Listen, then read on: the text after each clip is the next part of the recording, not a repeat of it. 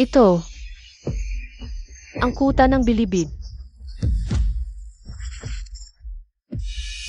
Ibig sabihin ba nito'y, nabuhay akong muli 300 taon sa nakaraan? Basta't buhay ako, sapat na yan. Yao daw, hahanapin kita kahit impyerno. Hahanapin kita at pagbabayaran mo to.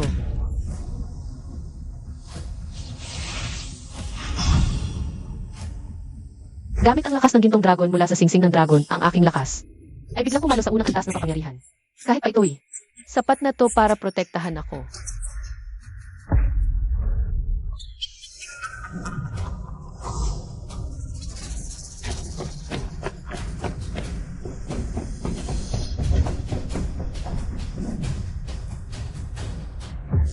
Patayin silang lahat. Walang ititirang buhay. Ang sinumang lumaban, mamamatay.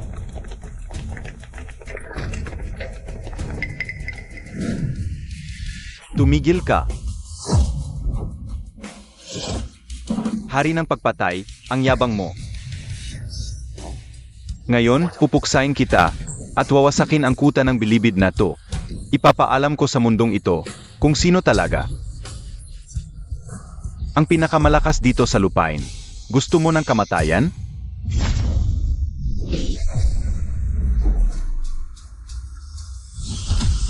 Sige, mamatay ka na. Ang pwesto ng nangungunang mamamatay tao sa lupain ay magpapalit na ng may-ari.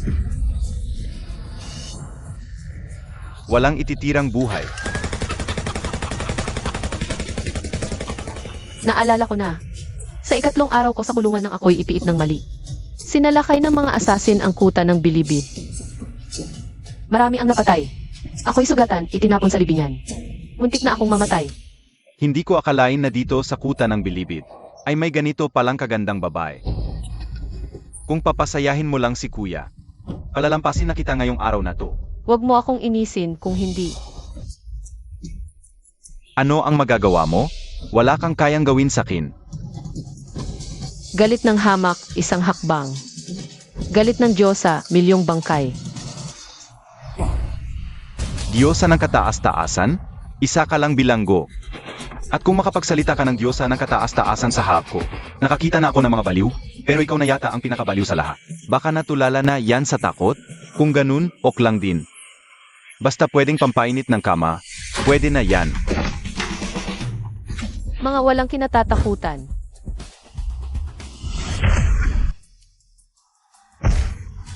Ikaw na babae ka. Kapag nahulog ka sa mga kamay ko, sisiguraduhin kong magmamakaawa kang mamatay, pero hindi ko hahayaang mamatay ka. CJ, kung ganun, mamatay ka na. Subukan mo.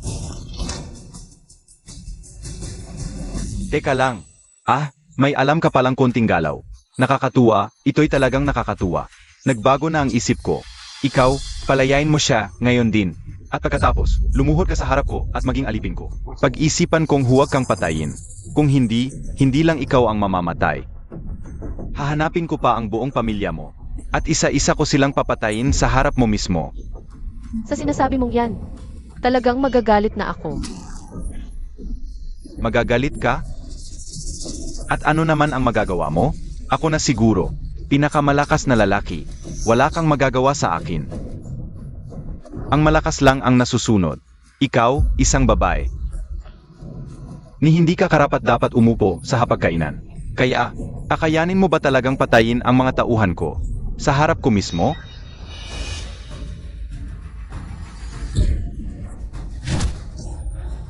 Napakatigas ng ulo mo.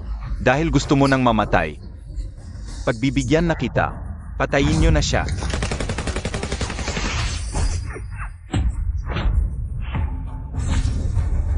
Tama ka. Sa mundong ito, ang malakas ang siyang nasusunod. Kayong mga lalaki sa paningin kong babae. Kayo'y mga langgam lang na kaya kong durugin kahit kailan ko gusto.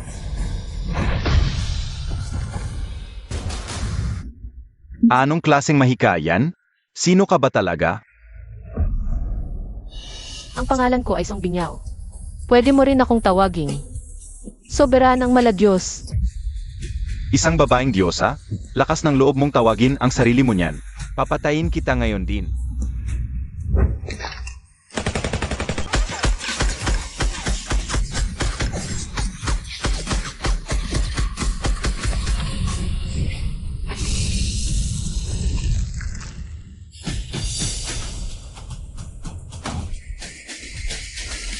Impossible. Maging ang tagapamahala ng kuta ng bilibid na si Tsukyang ay hindi ko kayang talunin, isa ka lang babae. Paano mo ko nagawang saktan? Bakit? Kasi, masyado kang mahina. Ikaw?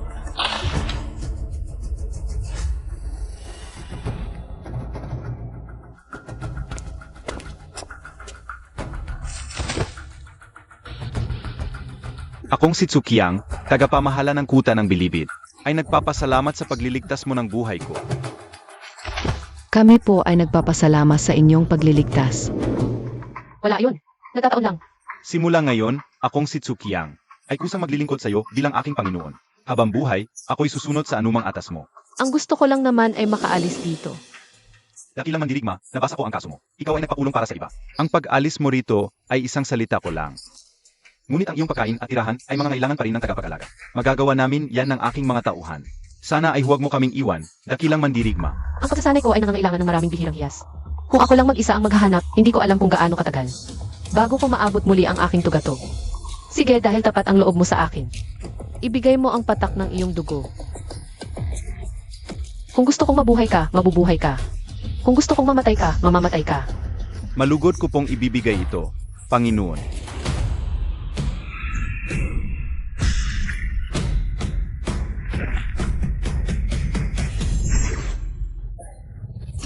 CJ, mula ngayon kayo ay akin na. Kailangan ko ng maraming pambihirang sangkap para sa aking pagpapalakas. Magbibigay ako ng listahan mamaya, hanapin niyo lahat yan para sa akin.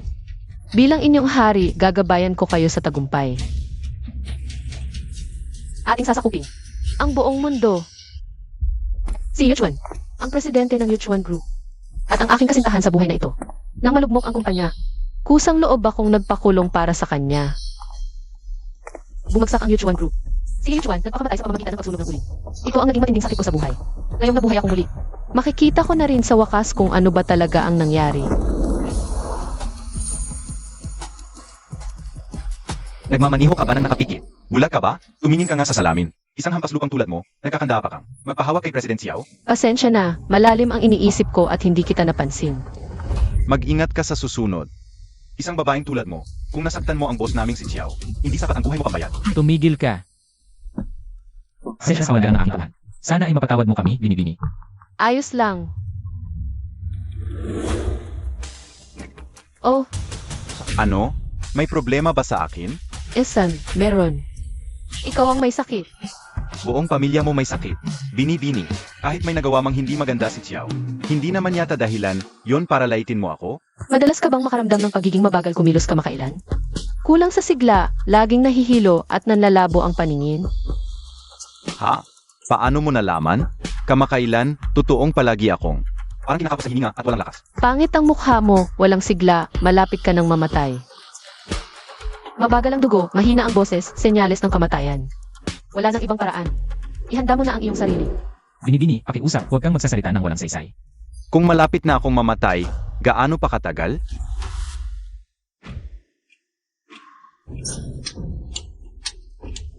Tatlong taon.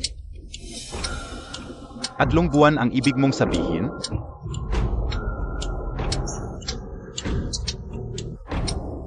Di ba sabi mo kanina 3 lang? Tapos na ang oras mo. Sinasabi mo bang mamamatay na ako ngayon din? Alam ko ang katawan ko. Kalokohan to. Sayang, inakala ko pa namang may alam ka sa paggagamot. Nagsayang lang tayo ng oras sa walang kwentang usapan na to. Dad. Isang tingin lang, nakita na niya ang sakit. At sinabi pa ang eksaktong oras. Impossible to.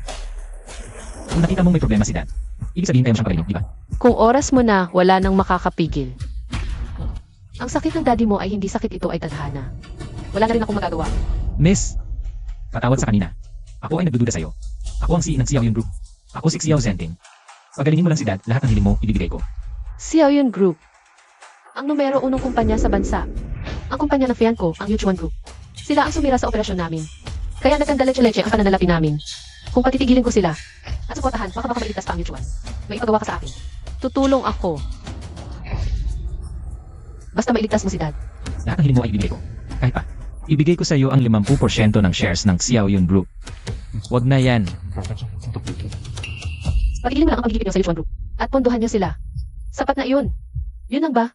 Walang problema. Iutos nyo, itigil ang lahat ng operasyon laban sa Yuchuan Group. Alisan sa ngayon, may beach restaurant. Ihanda ang kontrata. Opo.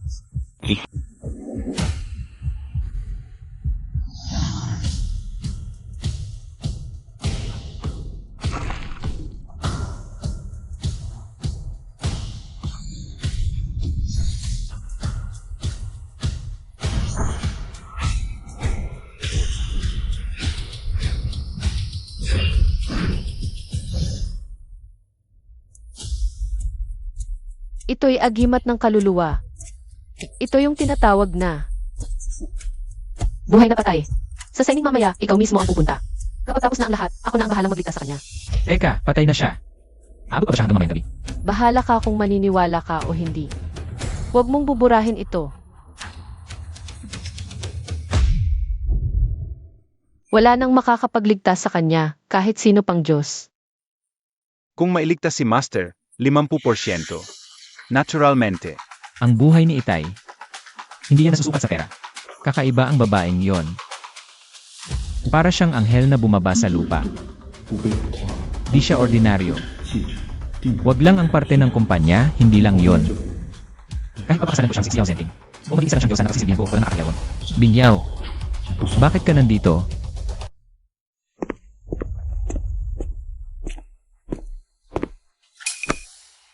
Hindi ba nasa kulungan ka? May kailangan akong sabihin sa'yo. Ako rin, may gusto akong pag-usapan sa'yo. Ito ang kontrata para sa pagpapawalang bisa ng kasunduan natin. Pirmahan mo na para wala na tayong relasyon pagkatapos nito. Pawawalang bisa? Tama.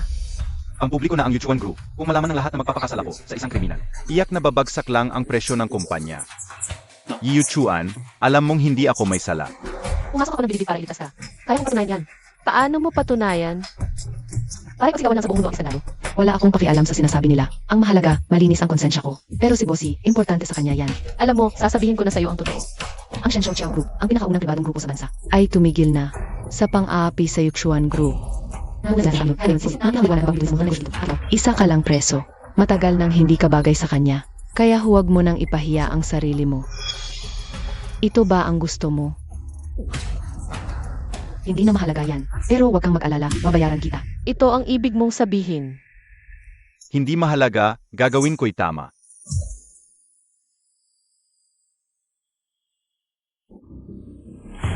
May 1,000,000 dito sa card. Kunin mo na yan. Simula ngayon, tapos na tayo.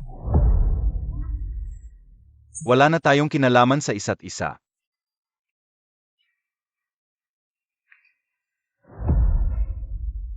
Ako ang nagpakulong para sa'yo, tinulungan kitang makahanap ng puhunan.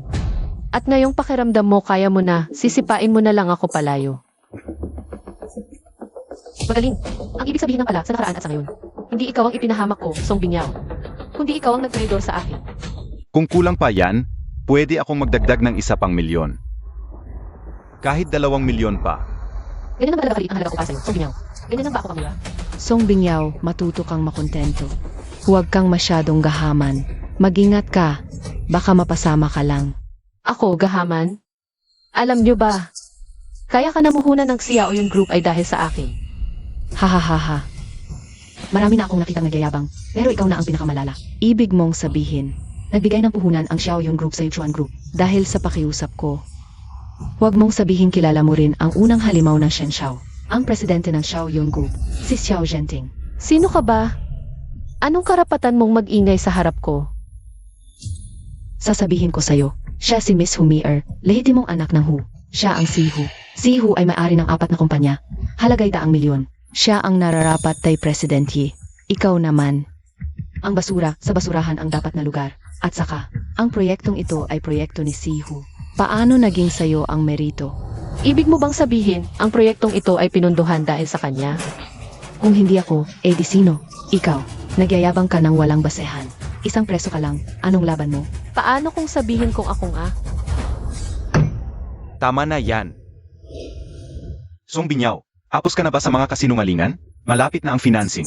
Bilang presidente ng grupo, hindi pwedeng magkaroon ng anumang bahid ang aking pangalan.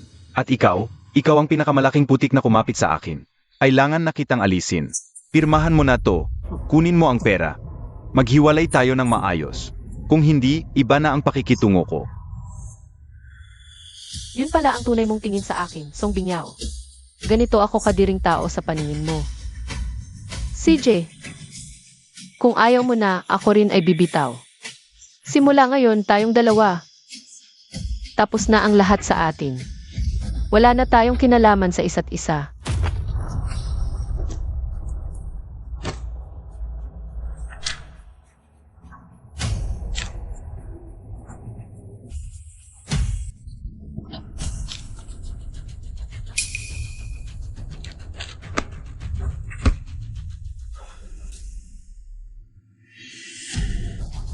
Ito na, kits na tayo. Hindi mo pa rin alam ang gusto ko. Kulang pa ba? Pres. Ye mabait sa'yo. Kaya nga binigyan ka ng ganyan kalaki. Hindi mo naman inaakalang may halaga ka talaga. Di ba? Tawagan ang accounting. Dagdagan pa ng 5 milyon ang card na ito. Opo, President He. Masaya ka na? Bayad ko na yan sa'yo sa pagkabilanggo mo para sa akin. Sobrang bait naman ni President He. 5 milyon. Bilanggo ka lang, ilang buhay para diyan. Ilang araw ka lang na bilanggo, tapos ganito kadali. Makakakuha ka agad ng ganito kalaki. Kung ako sa'yo, luluhod na ako, at magpapasalamat ng buong puso kay President He. Luluhod sa kanya. Mga bulag kayo. Sinasabi ko sa inyo. Hindi ninyo alam kung gaano kalaking oportunidad. Ang pinalampas ninyo. Jiachuan, huling pagkakataon ko na tong ibinibigay sa'yo. Kung handa kang lumuhod ngayon at humingi ng tawad ng taimtim, ituturing kong hindi nangyari ang lahat ngayon. Kung hindi, siguradong magsisisi ka. Magsisisi ako sa'yo? Ikaw?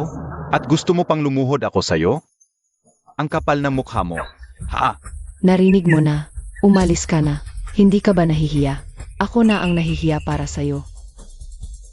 Tandaan mong mabuti ang mga sinabi mo ngayon. Magkikita pa tayong muli. Ngayong araw, ang Yuchuan Group at Xiaoyun Group. Pagkatapos ng kontrata, ako, si Yuchuan, siguradong angat sa tuktok. At ikaw, Song Binyaw, sa kalagayan mo ngayon, wala ka ng karapatang mapantayan ako.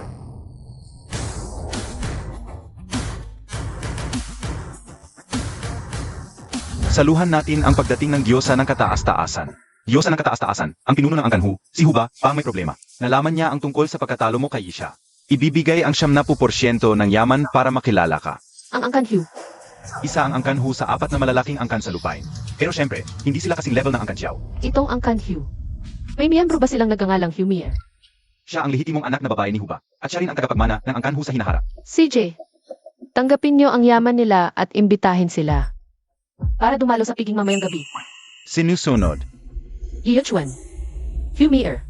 Gusto kong makita kung paano niyo sasayawin ang malaking dramang ito ngayong gabi.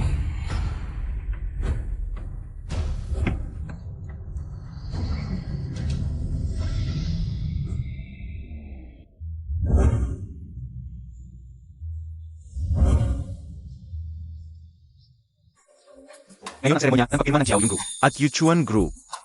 Kayo po siguro ang presidente ng Yuchuan Group. Si President Yi, tunay ngang bata pa pero napakagaling na. Binabati kita. Pagkatapos ng gabing ito, ang Yuchuan Group at Xiaoyun Group ay magsasanib puwersa. Mukhang hindi na magtatagal, ang angkanye ay magkakaroon na ng pwesto sa lupain. Masyado ninyo naman po akong pinupuli. Hindi kakadapat si Yuchuan sa mga ganyang papuri. Malaking tulong si President U sa pamamagitan. Kaya ko lamang nakipag-partner sa Xiaoyun Group. Sa hinaharap, kailangan pang mas magsikap ng Yuchuan. Wala yon. Ang makatulong kay Kuya Yi ay labis na kasyahan para kay Mier.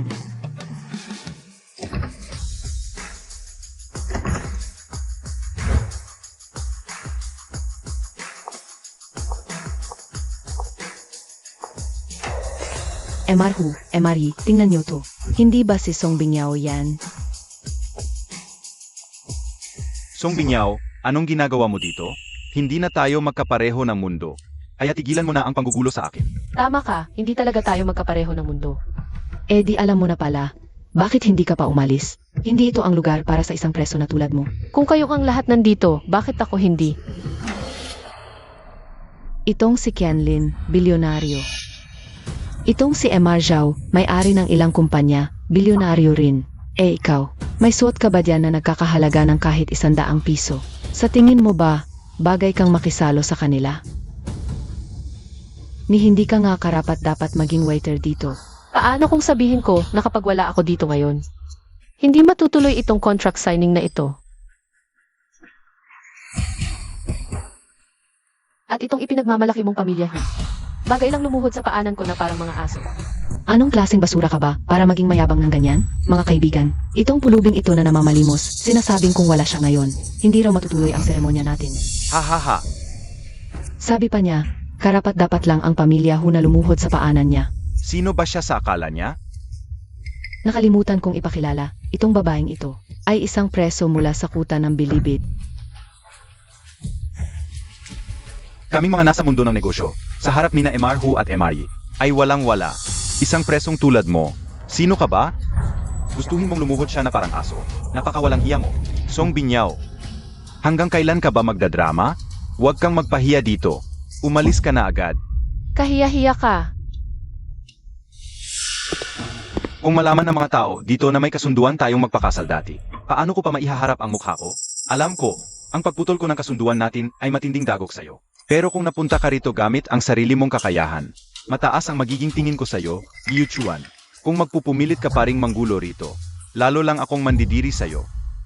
Wala ka na bang hiya? Babae ka. Malinaw na ang sinabi niya, nagpipili ka pa rin. Guardia, palayasin niyo nga ang babaeng ito. Lumabas ka. Mataas na klaseng lugar ito. Hindi para sa mahirap na tulad mo, na naghahangad ng pampersonal na interes. Mga walang modo at walang alam na nilalang.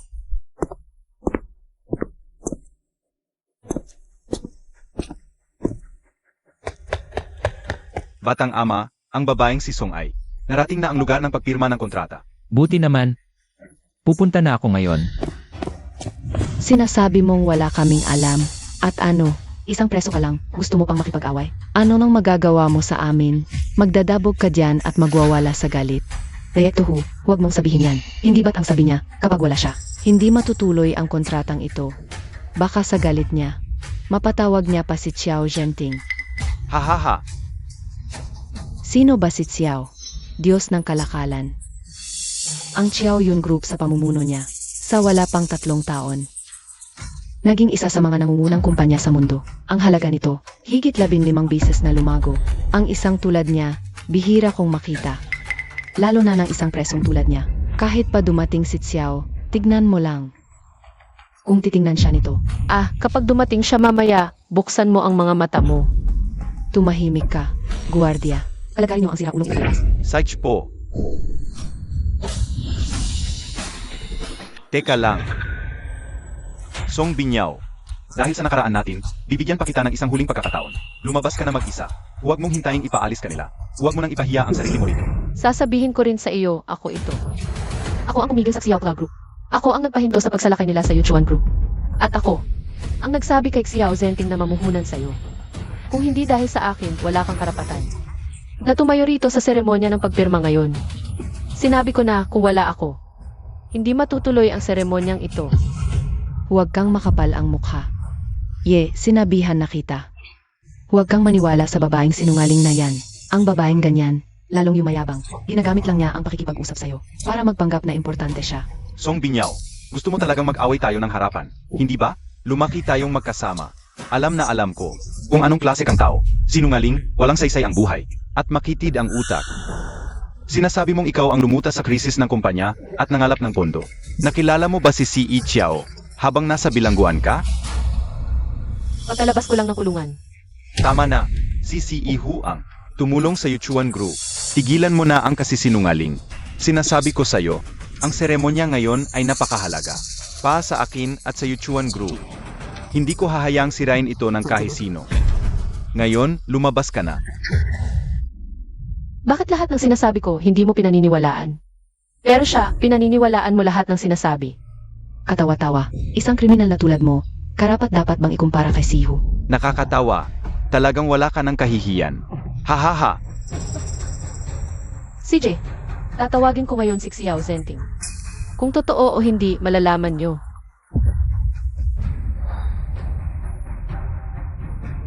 Xiao Zenting, magpakita ka sa contract signing sa loob ng 3 minuto. Kung hindi, hindi mo na siya maililigtas. Anong nangyari? Yung master, bigla kang namutla. Dalhin mo ako sa Shenzhou Hotel sa loob ng 3 minuto. Bilisan mo. Sage, bilisan mo. Hahaha. Hoy, yung ginawa mo kanina. Hindi naman siguro si President Xiao yung tinawagan mo. May problema ba? Sa tagal kong kilala si President Xiao, wala pa akong nakitang nangahas magsalita sa kanya ng ganyan. Sa tingin ko, yung kausap mo sa telepono kanina. Hindi talaga si President Xiao yun. Hindi sinagot ni President Xiao ang tawag mo. Nag-iinarte ka lang. Iyak na hindi mo tinawagan yun. Echosera ka lang dito. Hindi na mahalaga kung tinawagan niya o hindi. Ahit tinawagan niya, kung ganyan siya magsalita kay President Xiao, naghahanap na lang siya ng sarili niyang kamatayan. Sinasabi mong naghahanap ako ng kamatayan? Hindi ba?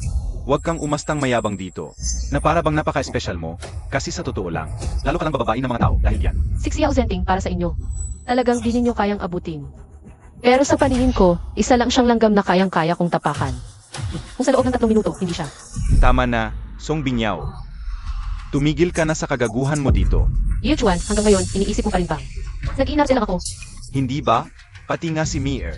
Hindi maglalakas loob magsalita kay President Xiao na ganyan. Tapos ikaw, kung umasta ka kala mo kung sino kang, mag-utos kay President Xiao na pumunta dito sa loob ng 3 minuto. Ano yun? Hindi ba kagaguhan yun? Inapunta mo si Xiao Zenting dito sa loob ng 3 minuto. Mas mataas pa ba ang mukha mo? Kay Mir, Sa tingin ko, nag-inarte lang siya. Bakit nakatunganga pa kayo? Palayasin niyo na yan. Nagmamadali ka, ha? Ni hindi makapaghintay ng 3 minuto at kang mamatay? Mamatay mukha mo. Kung talagang makakarating si Xiao Zhenting, luluhod ako at 1,000 beses na magpapakumbaba sa'yo. Pero impossible yan. Sige, ituloy niyo. dumating na si Ginoong Xiao.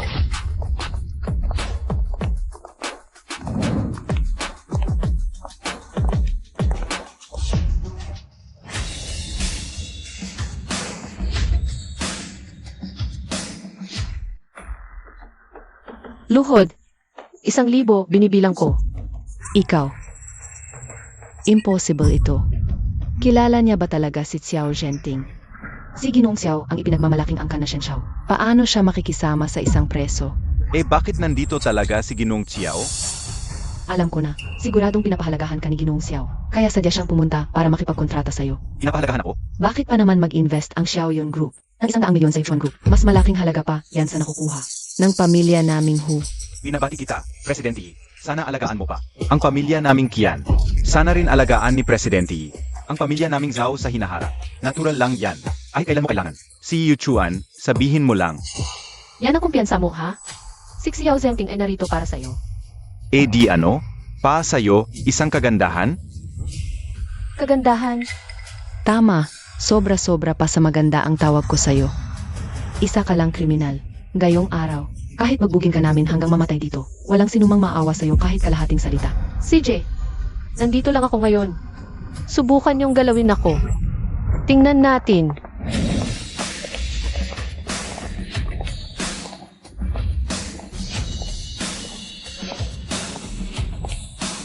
Ikaw, isang hamak na bilanggo. Ba't ang lakas ng loob mo? Wala akong pakialam sa sinasabi mo. Song Binyaw, hindi mo pa bagets? Sa harap ni Boss Hu, isa ka lang langgam. Langgam? Langgam, akala mo ba walang gagalaw sa'yo rito? Ngayon, kaming mga Kian ang unang gagalaw. Para kay Boss Hu at Boss Yi, tuturuan namin ng leksyon ang hampas lupang to. Sali ako. Lahat kayo gusto siyang saktan? Hindi ba kayo natatakot na ang mga angkan nyo? Ay hindi kayo kayang protektahan? Hahaha, mga hampas lupang tulad mo, sa loob ng 1 buwan. Hindi ko na mabilang ilan na ang napatay ng pamilya kong Xiao. Sobra na kayo. Tingnan natin ngayon kung yung boss Xiao mo ay sasagip sa'yo. Kayo riyan, huwag na kayong mag-atubili pa. Tigil. Tumigil kayo.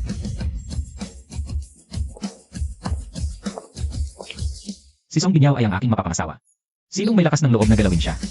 Mapapangasawa, Paano nangyari yun? Mapapangasawa? Nag-imbestiga ako. Ibinigay mo ang lahat para sa Yuchuan Group ni Yuchuan. Lahat-lahat. At yan mismo ang tipo ko. Gusto kitang ligawan at maging asawa ko. Magagalit ka ba? Bakit naman ako magagalit? Katulad ko, nagaling sa bilibid. Walang kapangyarihan, walang koneksyon. Isa lang akong ordinaryong tao. Sigurado ka bang gusto mo akong maging asawa? Iyan ay dahil makitid ang utak ng mga hamak na nilalang na ito. Sa buhay na ito, ikaw lang ang aking pakakasalan. Kapag binigyan mo ng kaunting tulong, aabusuhin ka. Hindi ko akalain sa aking muling pagkabuhay na masasaksihan ko. Ang dalawang magkaibang klase ng pagkatao. Mas mabuti na rin ito. Dahil nakarating ka rito sa loob ng 3 minuto. Siguradong hindi kita bibigin. Sino ang nagsabi kanina na mababang uri ang aking kasintahan? At gusto pa siyang saktan? Ikaw ba yon, Qianlin? O baka naman? Ikaw, Zuxiao. Hindi, President Xiao. Ito ay isang malaking pagkakamali lang. Pagkakamali? Walang pagkakamali dito. Ang mga pamilyang Zhu at Qian ay baluktot at mayayabang. Nangahas silang apihin ang aking kasintahan. Kaya't hayaan silang malugmok sa kahirapan.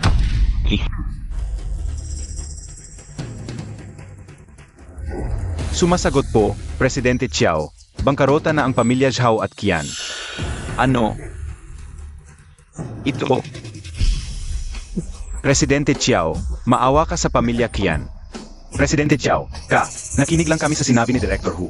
Kaya nagawa namin ang pagkakamaling ito. Siya ang sisihin mo. Si Director Hu? Isang miyembro ng pamilyang Hu. Siya nga. Humier. Hanggang kailan mo babastusin ang aking kasintahan? Gusto mo na bang mamatay?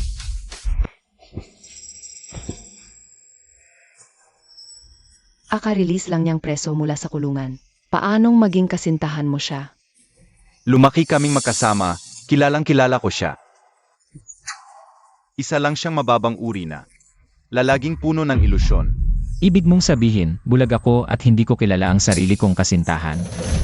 Hindi ko sinasadya yon. Ayoko lang maloko.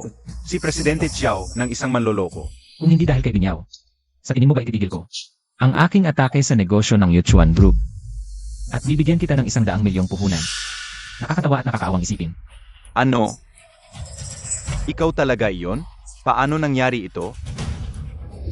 Malinaw na si Mier ang nakahanap ng puhunan para sa akin. Siya. Huwag na siya. Maging ang buong pamilya niya. Ay hindi karapat-dapat na masulyapan man lang. Nixiao Zenting. Ano? Mier? Ano ba talaga ang nangyayari? Hindi ba't sabi mo? Si Xiao lang ang pumansin sa talento ko, kaya siya namuhunan sa akin? Hula ko lang yun. Hindi ko alam na para pala yun. Kay Song Binyaw. Ikaw. Ye Yuchuan, bulag ka sa tunay na ginto. Sobrang tanga. Hindi ka karapat-dapat sa puhunan ko. Sabihin sa iba, kanselado na ang seremonya. Talagang kinansela ni Xiao ang deal sa grupo ni Yuchuan. Dahil lang sa babaeng yun. Song Binyaw. Huwag mong isiping porket napansin ka ni Xiao. Pwede ka na magyabang dito at gamitin ang pangalan niya. Sinasabi ko sa'yo, wala kang talento. Maya-maya lang, lalabas din ang baho mo at lagapak ka. Wala raw akong talento.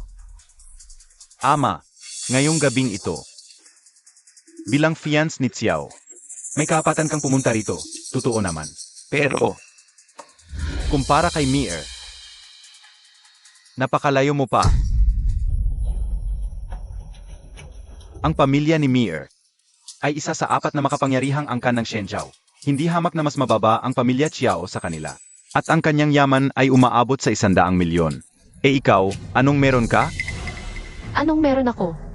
Ang kakayahan ko ay lampas sa kaya mong isipin. Ye Yuchuan, baka ikaw lang ang nag-isip. Na maaasahan ang pamilyang Hu sa likod niya. Pero ang totoo, nagkakagulo na at naghihirap na ang pamilyang Hu. Malapit nang bumagsak. Ginong Xiao, aminado kaming dumaan sa pagsubok. Ang pamilya Hu kamakailan. Pero pagkatapos ng gabing ito, magbabago ang lahat. Ang pamilya Hu ay may kakampi na. Makapangyarihan ang pamilya Xiao. Pero sa harap ng kaong yun, wala lang kayo. ni hindi kayo karapat-dapat maglinis man lang ng sapatos niya. Ginoong Xiao, seryoso ka bang handa mong sirain ang relasyon natin? Para sa babaeng yan na walang ibubuga. Isang makapangyarihang tao. Tama. Ginoong Xiao, nasa tuktok ka ng lipunan. Siguradong narinig mo na ang tungkol kay Zhuqiang na Shen Shao. Ang numero unong malakas sa Shenzhou. Tama, tinanggap na niya ang aming panunumpa ng katapatan. Kung nga lang aberya, ang pamilya Hu.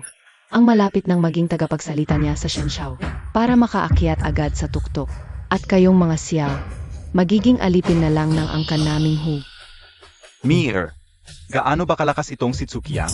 Siyempre naman, kahit sa buong kontinente ng Shenshao, isa siya sa pinakamakapangyarihan. Yung boss niya, lalong dihamak na mas makapangyarihan. Ang angkan mong Xiao, sisirain ko lang gamit ang daliri ko. May ganoong bagay pala. Xiao Zhenting, ito na ang huling babala ko sa'yo. Pumirma ka na lang ng maayos kay Brodery. Tapos lumuhod ka, humingi ng kawad at maging alipin ko. Baka sakaling maisipan pa ng angkan naming Hu. Nabigyan ng pagkakataon ang pamilya mong Xiao. Kung hindi, isang salita ko lang. Magiging abo na lang kayong lahi ng Xiao. Subukan mo. Sabi mo si Zhuqiang, tinanggap na ang katapatan ng angkan niyong Hu. Naman, At bakit parang hindi ko ito alam? sino ka ba para malaman mo? Pasensya na, pero itong sinasabi mong dakilang tao. Siyempre, ako yon. Ha, ha, ha. Ang kapal ng mukha mo. Si Zhuqiang, ang warden ng kuta ng Bilibid. Na number 1 sa buong Shenshao. At sasabihin mong ikaw, ang boss sa likod ni Zhuqiang. Ha, ibig bang sabihin mas malakas ka pa mismo kay Zhuqiang? Ha, ha, ha. Baliw ka na talaga para magsalita ng ganyang kalokohan. Song Binyaw, kanina pa kita. Pwedeng pagbigyan, pero nagkalakas ka ng loob na lapastanganin. Ang pangalan ng Diyos ng digmaan na si Zhuqiang, patay ka sa akin. Binyaw ang kuta ng bilibid. Yan ang isang bagay na hindi kaya. Galitin ang angkan naming Xiao sa ngayon. Kayong dalawa, laslasin niyo ang bibig ng taong yan. Kayo ang masusunod.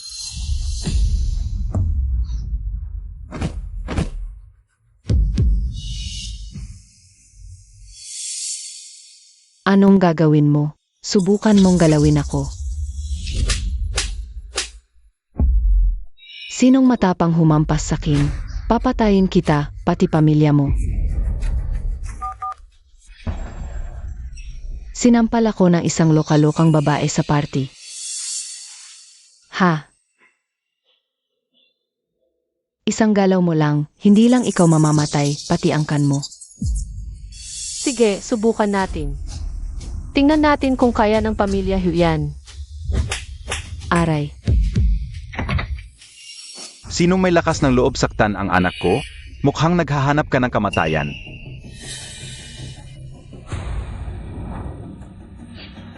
Saktan ang anak ko, hindi ka abot ng isang gabi. Naku, anak, ayos ka lang ba? Sinampal ko na. Anong gagawin mo? Ang warden ng kuta ng Bilibid, si Zhuqiang, ay tinanggap na ang katapatan ng aming pamilya Hu. Ngayong gabi, siya mismo ay pupunta rito sa bulwagan. Sinumang manakit sa pamilya Hu, ay kinakaaway ang kuta ng Bilibid. Kalaban ng ating buong Griatchia. Ganoon ba? Pero ang balita ko, kayong pamilya Hu, ang nag-alok ng 70% ng inyong kayamanan para lang makilala ang makapangyarihang tao sa likod ni Zhuqiang. At saka, parang hindi naman sila pumayag. Ikaw, paano mo nalaman? Sinong nagsabing hindi pumayag? Para magkita dito ay patunay na. Kampi siya sa amin. Isang pagkikita lang. Yan na ang tawag mong pagpanik. Tama yan. Payo ko sa'yo, lumuhod ka na tatampalin kita ng 30 bises. Kung hindi, kapag dumating na sina Zhuqiang at ang makapangyarihan niyang kasama, wala nang makakapagligtas sa'yo. Dahil siguradong sigurado ka, sige, pagbibigyan kita. Zhuqiang, pinapaalam ko sa'yo ngayon. Hindi ko tatanggapin ang panunumpa ng pamilya Hu. Sa 5 minuto, buburahin ko ang pamilya Hu sa bansa. Boss Chu, anong nangyayari? Ang tapang ng host na galitin ang diyosa. Kumuha ng grupo. Lipulin niyo ang pamilya Hu. Ang natitira, sumama sa akin sa hotel. Titingnan ko kung sino ba talaga ang may gana at lakas ng loob na lumaban. Boss.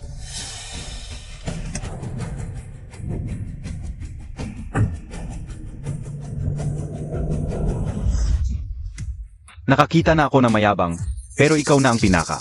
Buburahin mo ang pangalan ng pamilya Hu. Kami ang pamilya Hu. Kahit na kami ang pinakahuli sa 4 na malalaking pamilya.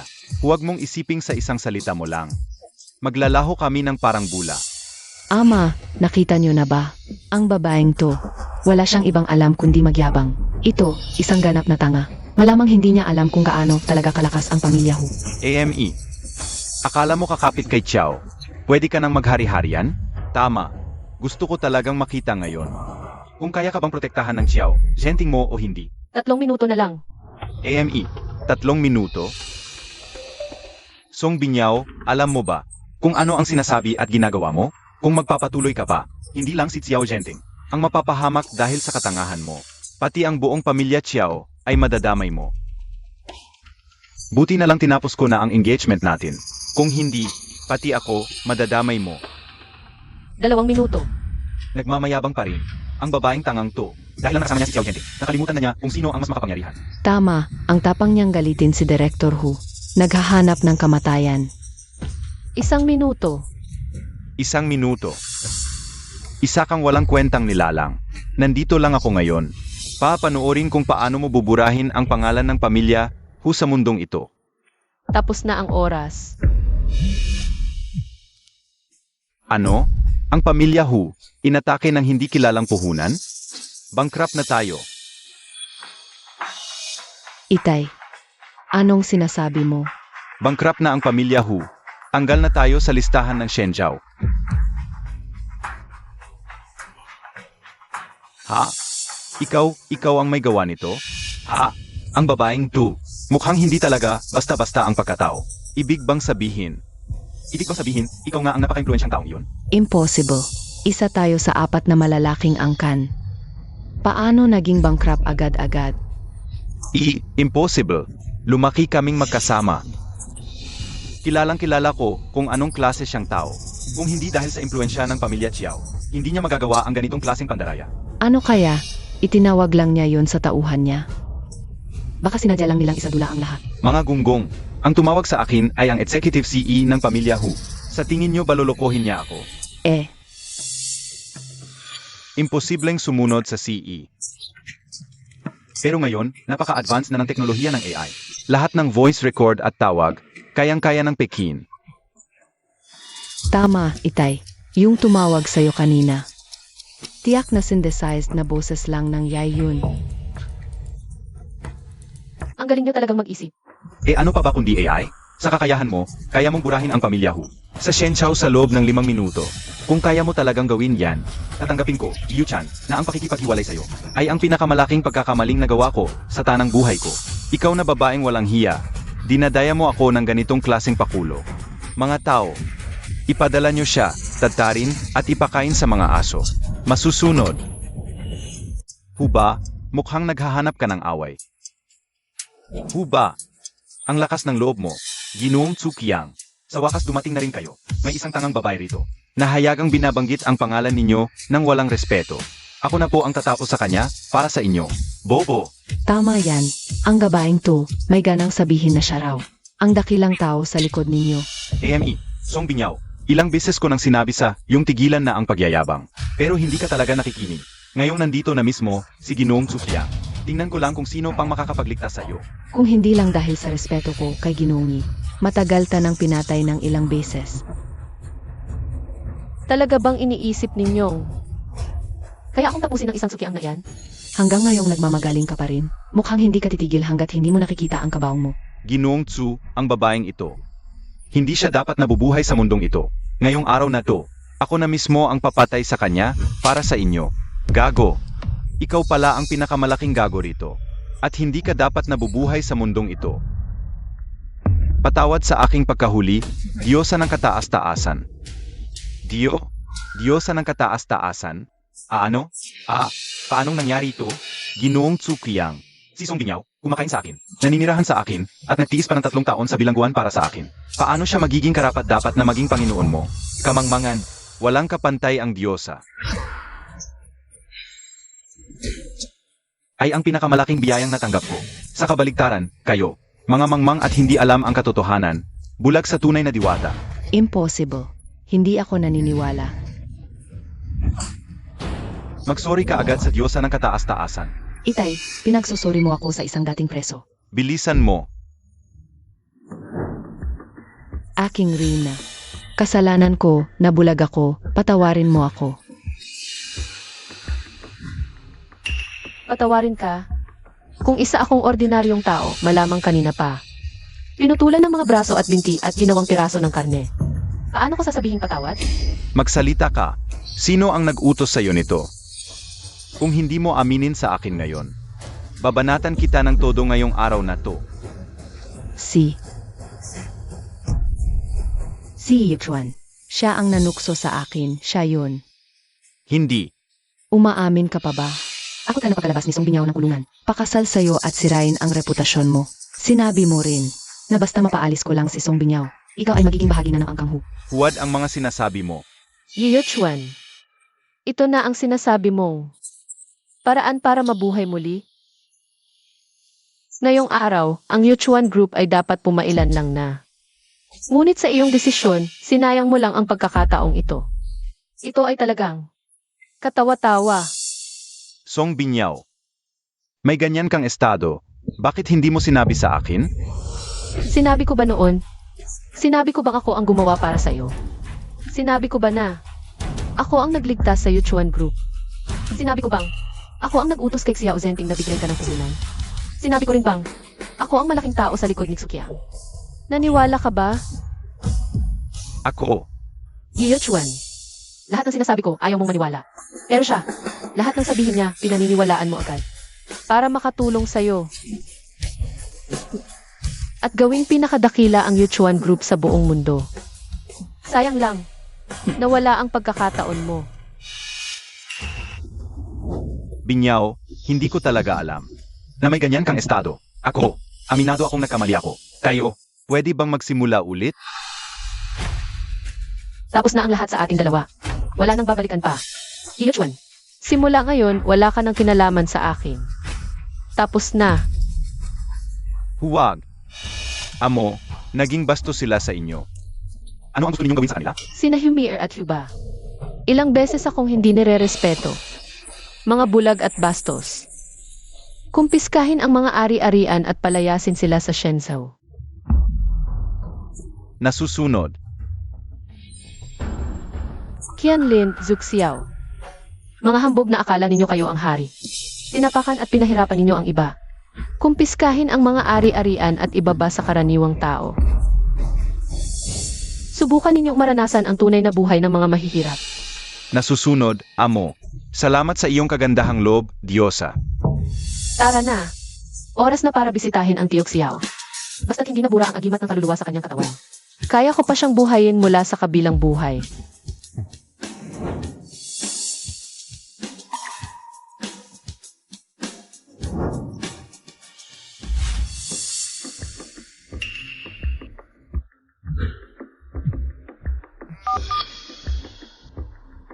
Ano?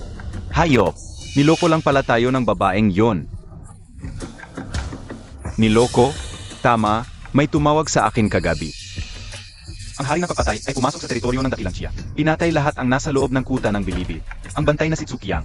At ang mga tauhan niya, wala man lang ng laban. Walang duda. Lampasuhang lahat sila.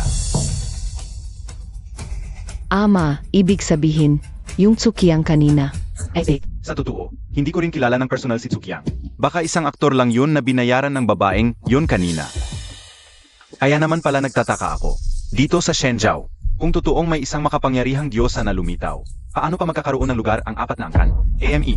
Hiniblowed ako sa wala. Akala ko tuloy kung sino siya. Kung anong klaseng malaking tao. AME.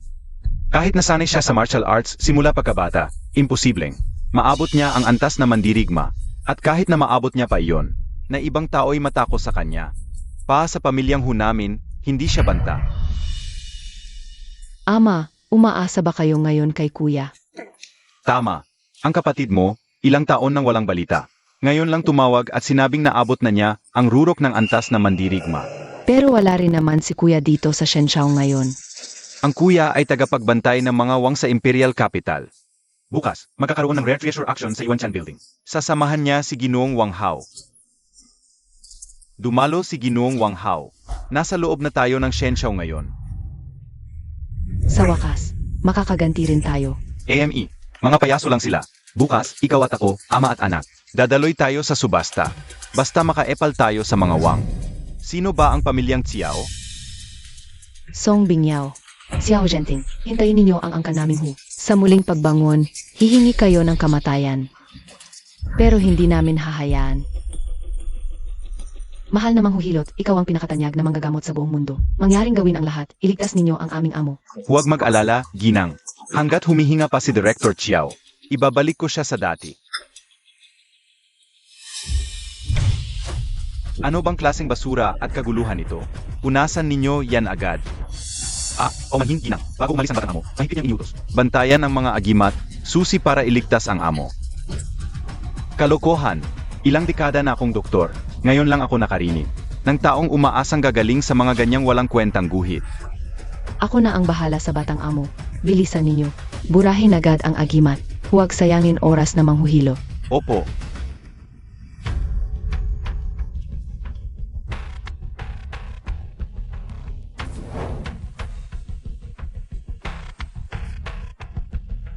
Mahal na manghuhilot, pakiusap. Simulan na ninyo ang paggamot sa aming amo.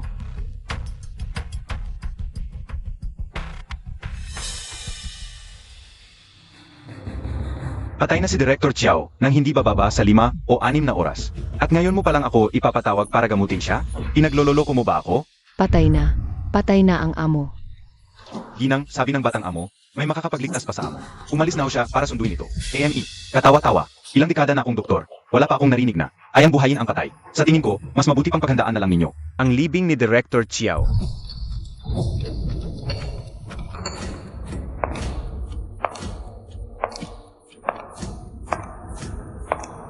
Sino bang nagsabing hindi kayang buhayin ang patay? Genting, nakabalik ka na. Sabi ng manghuhilot ang tatay mo. Huwag kang mag-alala. Espesyal kong pinapunta si Misong. Naniniwala akong kaya niyang iligtas si Itay. Miss Song. Siya si Misong. Nasaksihan ko na ang kakayahan niya. Isang tunay na natatagong alamat. Talaga? Isang babaeng hamak, isang alamat? Ang bata-bata pa. Napakayabang naman. Bakit nabura ang agimat ng kaluluwa? Hindi ba't sinabi kong huwag itong buburahin? Ano bang bilin ko sa'yo? Bakit hindi mo sinunod? Ma'am, ito po kasi. Ako ang nagpabura noon. Zenting, bata ka pa. Bakit ka naniniwala sa mga ganyan? Tama. Ilang dekada na ako sa medisina. Wala pa akong nakitang ganitong kahibangan at wala pa akong nakitang sinumang makabubuhay ng isang patay. Nawala ang marka ni Binyaw. Maililigtas pa ba si Itay? Nawala na ang bisa ng talisman ng kaluluwa. Ang kaluluwa ni Xiao ay tuluyan ng umalis. Ang pagligtas sa kanya, mukhang. Mailigtas mo lang si Itay. Sabihin mo lang ang hiling mo. Hahaha. Ayan na nga ba? Di kaya sinisisi sa naburang agimat. Ilang dekada na ako sa medisina. Sanay na ako sa ganyang paloloko. Magaling. Pati pamilya Xiao, niloloko mo? Mga tauhan, palabasin nyo yang babaeng yan. Ingan natin kung sino ang may lakas ng loob. Inay, gusto niyo na lang bang mamatay si Itay? Bastos! Asawa ko siya. Bakit ko naman gugustuhin may mangyaring masama sa kanya? Genting. Anina, sinuri na siya ng manghuhilot. Si Tenglong, wala na talaga. Yan si manghuhilot. Kasi Ang pinakamahusay na manggagamot sa buong kaharian. Ginong Xiao, tanggapin nyo na lamang. Ang inyong ama ay pumanaw na. Ang dapat gawin ngayon ay bigyan siya ng marangal na huling hantungan. Hindi. ang nasa harap ko ay ang kataas-taasang Diyosa. Babaeng nakilala ko. Kung sabi niya maililigtas niya. Diyosa ng kataas-taasan. Ginoong Xiao, hindi na mabubuhay ang patay. Isang hamak na babae, nagmamagaling na diyosa, AME. Kabaliwan at kayabangan, nilalapastangan ang buhay at kamatayan. Paano ako lumapastangan sa kalikasan ng buhay at kamatayan? Ang buhay at kamatayan ay nakatadhana. Ang pinuno ng pamilyang Xiao. Ay bangkay na, sinasabi mong kaya mong gamutin? Di ba't paglapastangan yan? Patay na, sabi mong kayang gamutin, nilalait ang moralidad. Ano na naman yan? Dahil di mo kaya, di ibig sabihin di na rin kaya ng iba. Kung ganito rin lang ang ugali ko 10 taon na ang nakalipas. Matagal na kitang pinupok ng bangko. Anong klaseng talisman ng kaluluwa? Kaluluwa raw na humihiwalay sa katawan? Puro kayo arte. Sinasabi mo bang isa kang diwata na bumaba sa lupa? Ha? Huwag na nating pag-usapan ang kitid ng utak mo. Ngayon, ipapakita ko sa inyo kung ano ang tunay. Nakapangyarihan ng isang dakilang nilalang. Kapag pinuri, lalo pang yumabang. Kung talagang ganyan ang kapangyarihan mo, akong si Sun Chan ay magmamakaawa na maging alagad mo. Huwag na, masyadong mababa ang iyong antas. Hindi mo rin matututunan. AME, kayabangan, Sitch, ipakita mo. Gusto kong makita kung gaano ka kagaling.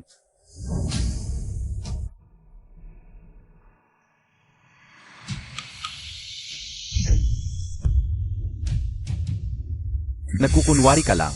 Ngayon lang ako nakakita ng isang manghuhilot na nagpapanggat sa patay. Kumusta na si Binyaw?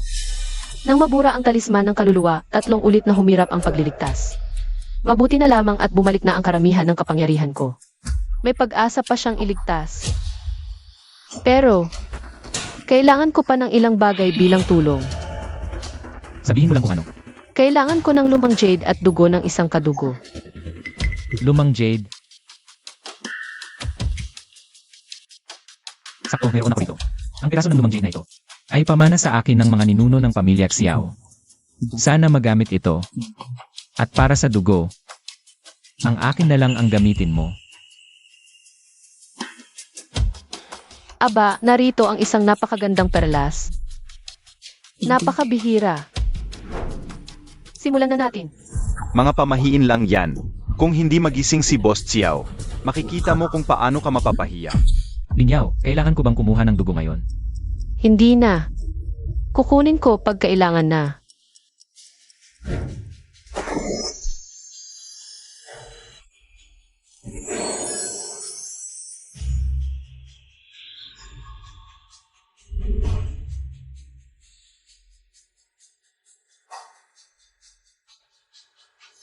Isa lang itong panlilinlang.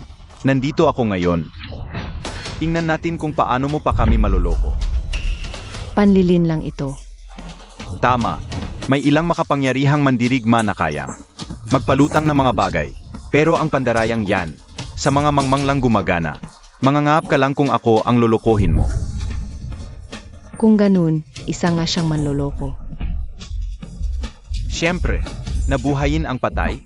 Kahit ako, ang batikang manghuhilot, ay hindi kayang gawin yan. Paano pa kaya ng isang babae lang?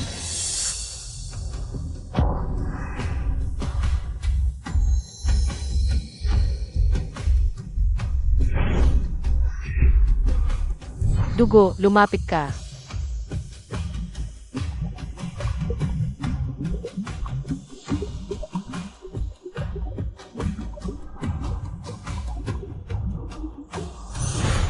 Anong nagyari?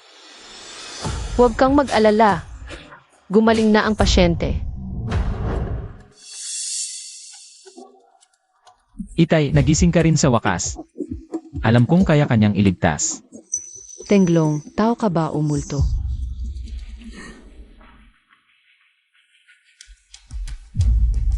Hindi lang ito basta pagkabuhay muli. Dinagdagan pa nito ang iyong buhay ng 20 taon. Paano mo nagawa ito? Isa itong himala. Pagbati, pinuno ng pamilya. Panginoong Songsong, talaga nga po. Nabuhay ninyong muli ang ama. Napakaganda nitong balita.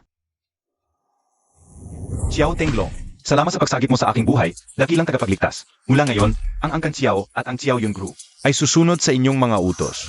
Kami inyong magiging tapat na kawal. Tay, hindi mo na kailangang gawin yan. Umayag na akong pakasalan si Binyaw. Sa lalong madaling panahon, magiging isang pamilya na tayo. Inihiwalay ko na ang sarili sa mundong ito. Tama na. Pag-usapan na lang natin to sa ibang araw. Napakagandang balita naman yan. Hahaha, ganyan ang anak ko. May magandang panlasa. Ngayong si Elder Xiao ay himalang nabuhay muli. Ikaw na tinatawag na manghuhilot, may masasabi ka pa ba? Nawala ang sakit, nabuhay muli. Ikaw ba'y banal? Simula ngayon, akong si Sun Chan, na iyong alagad, ay ninanais na kilalanin si Senior Song bilang aking guro. Hindi na kailangan ang seremonya ng pagpupugay. Guro, bulag akong di nakilala ang immortal. Kasalanan ko. Isinasamo ko ang iyong kapatawaran, mahusay na guro. Hindi sa hindi kita tinatanggap bilang alagad. Dahil sa iyong kawalang galang. Ang totoo, masyadong mahina ang iyong potensyal. Ano? May angal ka? Kulang sa 5 elemento si Xiao. Enerhiya ay di nananatili. Gumamit ako ng talisman ng kaluluwa para ipunin at ikandado ang kanyang diwa. Pero hindi mo ito nakita at inutusan mo pang burahin ito. Sa ganyang klaseng abilidad, paano kita tatanggapin bilang alagad? Ginoong Song, ako ay naging mangmang at walang alam noon. Hindi ko akalain na may ganitong uri pala ng kahusayan sa mundo. Narito ang 1,000-year Lingxi. Umaasa akong ito'y makakabawi sa aking kahangalan.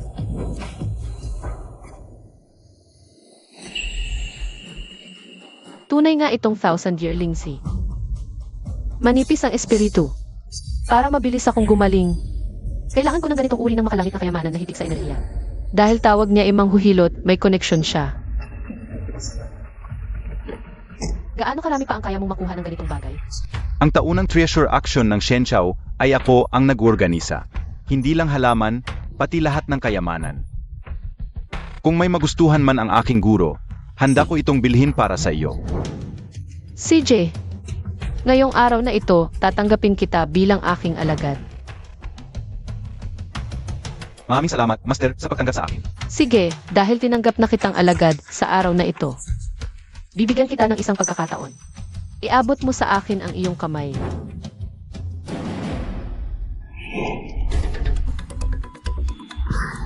Ah,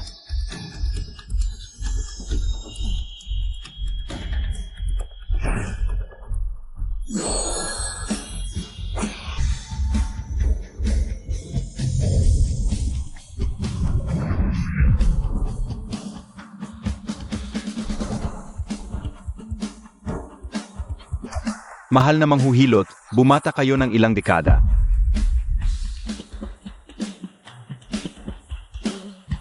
Salamat, Master. Pagbalik sa kabataan, pagbangon mula sa kamatayan. Bingyaw, ito na ba ang tunay mong kapangyarihan? Ginang Xiao. Ngayon, sa tingin mo ba isa pa rin akong manloloko? Na, ninanais ko lang ang kayamanan ng pamilyang Xiao. Hindi, ako ay naging bulag kanina. Patawarin mo ako, dakilang master. Itong hamak na may bahay. Bingyaw, nag-alala lang si Mama para kay Papa. Kaya siya naging pabigla-bigla sa pananalita. Sige, tama na. Dahil nakiusap si Zenting para sa'yo. Kalilimutan ko na ang nangyari ngayong araw. Kanina, nabanggit mo na bukod sa akin, may nakita ka ng ibang kayang. Magpataas ng bagay gamit ang enerhiya. Marami ba sila? Master, ang tinutukoy ko kanina ay ang mga sinaunang mandirigma. Kakaunti lang ang tulad nila. Ang kapangyarihan nila ay nasusukat sa antas. Ordinaryong mandirigma, naliwanagan, dakilang maestro, at pinakadakila. At ang mga kayang magkontrol ng bagay gamit ang enerhiya, anong antas sila? Kung tulad ng ipinakita ninyo, Master, gamit ang lakas para mag-anga, ay hindi bababa sa kakayahan ng isang dakilang maestro. Nakakaintriga. Kung gagamit ako ng kaunting mistisismo sa aking lakas. Sa palagay ko, kahit harapin ang pinakadakilang maestro, may laban ako. Ngunit, hindi sapat ang mailaban lang. Kailangan ko pang magpatuloy sa paglakas. Itong nabanggit mong auction. Kailan ito magaganap? Sasagot ako sa inyo, Master. May isa bukas sa Yuanchan Pavilion. Magkakatipon doon ang mga makapangyarihan sa 4 na lalawigan. Sabi nila, ang pamilyang Wang, isa sa 4 na makapangyarihang angkan sa kabisera, pupunta rin. Ang pamilyang Wang. Sila ang angkan ng aking alagad na si Wang Hao. Kung hindi kayo tumututol, Master, ipapatawag ko na siya ngayon para magbigay galang sa inyo. Hindi na kailangan. Pupunta ako sa auction bukas at saka na. Siya magbigay galang sa akin. Sites po, Master. Bukas, anuman ang inyong magustuhan, ibibigay ko sa inyo gamit ang 2 kong kamay. Ito ang subasta na dadaluha lamang ng mga nangungunang makapangyarihan sa Shenchao. Nakakamangha talaga. Balita ko. Bawat item dito ay nagkakahalaga ng mahigit 10 milyon.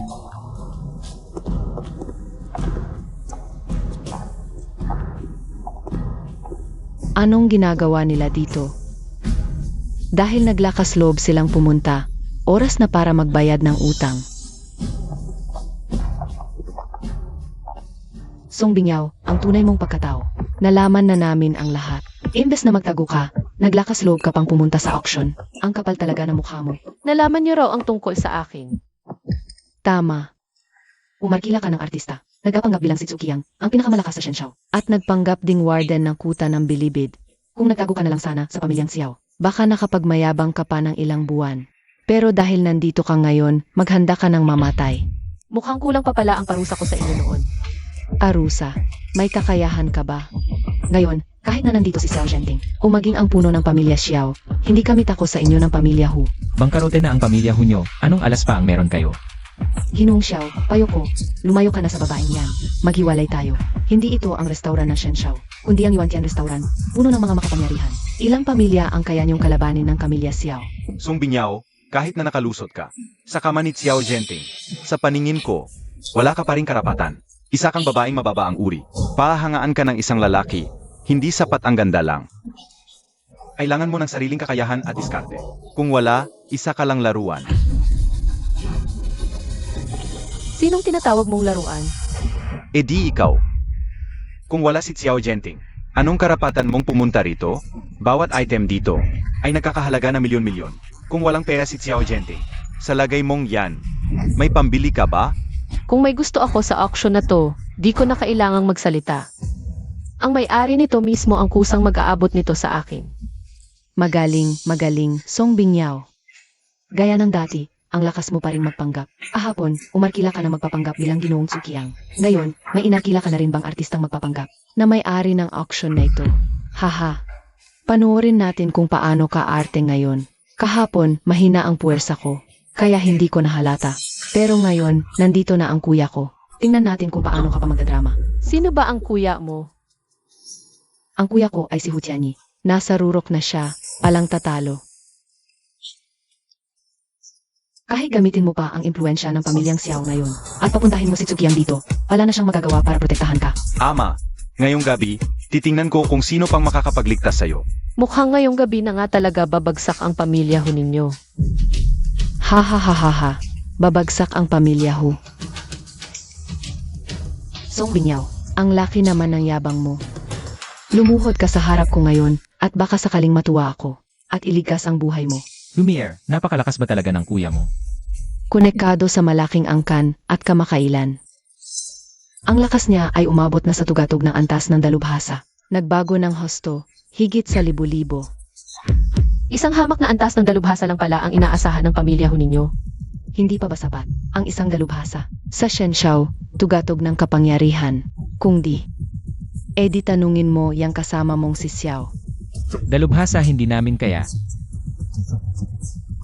Isang hamak na antas ng dalubhasa lang ay langit na para sa pamilya ho ninyo. Napakaliit naman ng langit na iyan. Ang babaeng to, si Pangulong Hu, mukhang hindi pa niya alam kung ano talaga ang ibig sabihin ng pagiging dalubhasa at kung gaano siya katatakutin. Dalubhasa lang. Kaya kong durugin. Ayan niyang durugin basta-basta. Gusto kong makita kung sinong hangal ang may ganitong kapal na mukha. Gusto kong makita kung sinong hangal ang may ganitong kapal na mukha. Kuya, ang babaeng to, itong magandang babaeng to. Hinusgahan ang pamilya Hu, pati si Ite. Sinipa ng artista na binayaran niya. Patayin na siya ngayon, kundi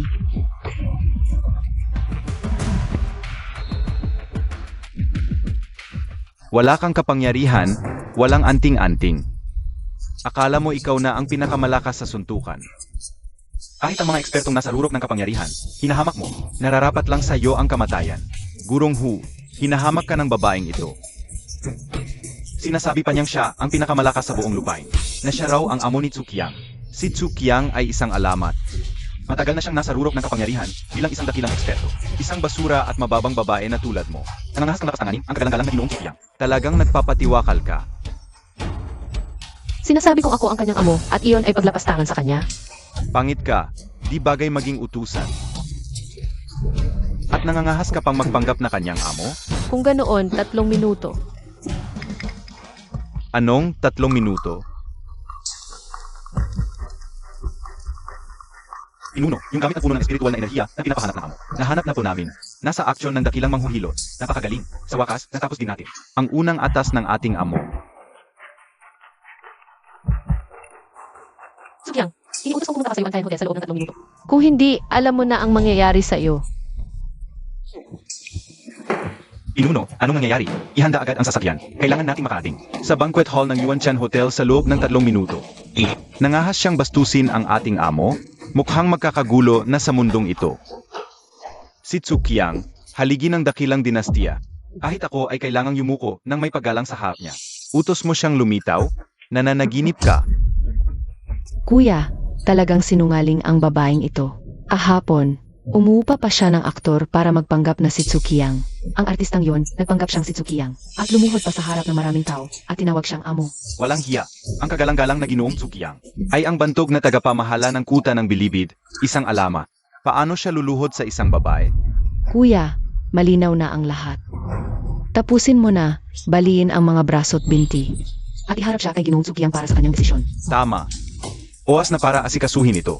Ngayong araw na ito, ipaparanas ko sa iyo ang tunay na kapangyarihan ng isang eksperto. Lapastanganin ang dangal ng isang eksperto, mamatay ka na. Hu Tianyi, ang laki ng tapang mo. Kuya, kita mo na. Yan mismo ang peking aktor na inupahan niya kahapon. Kahapon, todo panggap kang opisyal, ha? Ngayon, bumalik ka pa. Walang hiya ka talaga. Panggap ang mukha mo. Siya nga si Lord Tsu. Artista ako? Hindi. Misunderstanding lang, too. Ilang taon pa lang si Hu Tianyi sa banal na mandirigma. Nakaslog na kung ipahiya? Ganun ba? Hindi po. Paumanhin po. Mukhang napakatapang mo naman.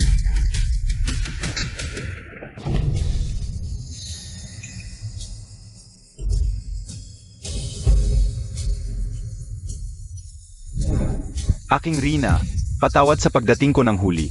Hindi ka huli. Tama lang ang dating mo. Kundi wala sana akong nakitang magandang palabas.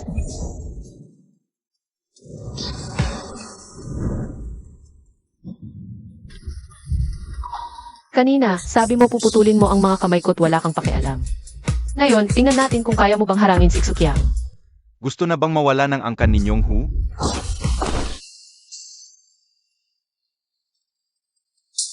Kuya, tulong. Kuya. At ikaw? Tingin mo, kaya mo kong pigilan? Paumanhin po, hindi po. Pero, bago ka manakit, alamin mo muna kung sino ang amo. Ako ang personal na bantay.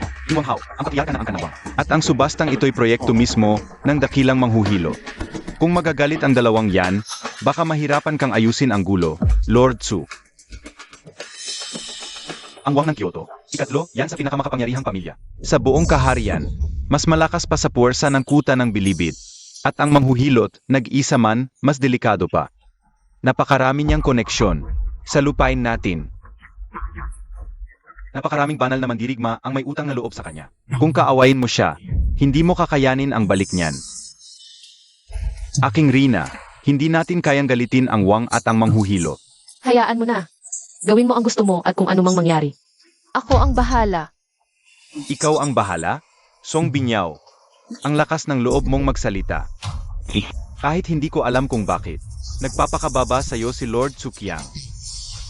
Kung may mangyari sa amin, maghihiganti ang angkan ng wang. Hindi ka nila titigilan. CJ, subukan natin. Ano? Isang babae, gusto akong labanan? Sag. Ngayon, ipapakita ko ang tunay na kahulugan ng langgam na sumusubok tumbahin ang puno.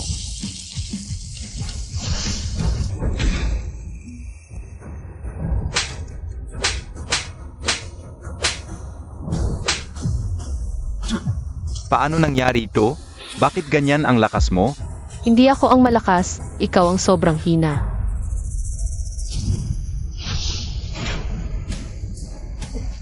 Ako ang personal na bantay ng amo ng pamilyang Wang. Kapag ginalaw mo ako, ginagalit mo ang pamilyang Wang.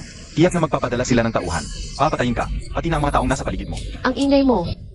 Tigil! Ang amo ng pamilyang Wang, si Wang Hao, ito ay talagang isang tunay na alamat na nasa tuktok. Itong si Song Binyaw, talagang minala sa katapat. Kung ako yan, tiyak na. Luluhod agad at hihingi ng tawad. Amo, iligtas mo ako. Itong babaeng to, dahil na may kunting lakas, naglakas loob na. Manggulo sa action ng dakilang manghuhilot at hindi man lang narespeto ang pamilya Wang. Dapat lang siyang mamatay. Naglakas loob kang patayin ako? Patay na si kuya. Kung ganun, tapos na ang pamilya Hu. Impossible. Hindi ako makapaniwala. Kahit aso, tinitingnan ang amo. At ikaw, hindi mo ginagalang ang pamilya Wang? Ang pamilya Wang, Mga basura, papansinin ko ba kayo? Payo ko sa'yo. Magpakakumbaba ka na. Lumuhod ka ngayon dito at magmakaawa ka. Pag-iisipan kong patawarin ang kabastusan mo kanina. Kung hindi ako magdadalawang isip na linisin ang kalat ni Sunte. Walang hiya ka. Ininsulto mo ang pamilya Wang, at binanggit mo pa ang pangalan ng aking guro. Pangalan lang ba? Kahit na ngayon ko siya sabihan. Na magsalita, may magagawa ba siya? Ininsulto ang guro ko, dadalhin daw dito ang dakilang manghuhilot. Baliw na ba ang babaeng to? Dahil lang sa konting lakas, kung umasta kala mo kung sino. Hindi lang ang pamilyang Wang sa imperyong sibil ang kinagalit mo, pati ang dakilang manghuhilot. Hintayin mong mapatay ka. Napatay mo si Huchani. May ibubuga ka. Aminado, padalos-dalos ang pag-urong ko. Medyo padalos-dalos nga. Pero hindi mo alam kung gaano kalawak ang mundong ito. Grabe ang mga taong kinagalit mo. Alitap-tap ka lang. At naglalakas loob kang makipagtagisan sa araw at buwan? Sa araw na ito, ipapamukha ko sa'yo na ang inaakala mong kamanghamanghang lakas ay walang laban. Sa harap ng isang higanteng tulad ng pamilyang Wang. Huwag mong sabihin hanggang ngayon, hindi ka pa rin naniniwala sa sinabi ko. Anong paniniwalaan ko? Baka nananaginip ka pa kagabi? Gising na. Hindi ba ipapahamak mo raw ang nagturo sa'yo?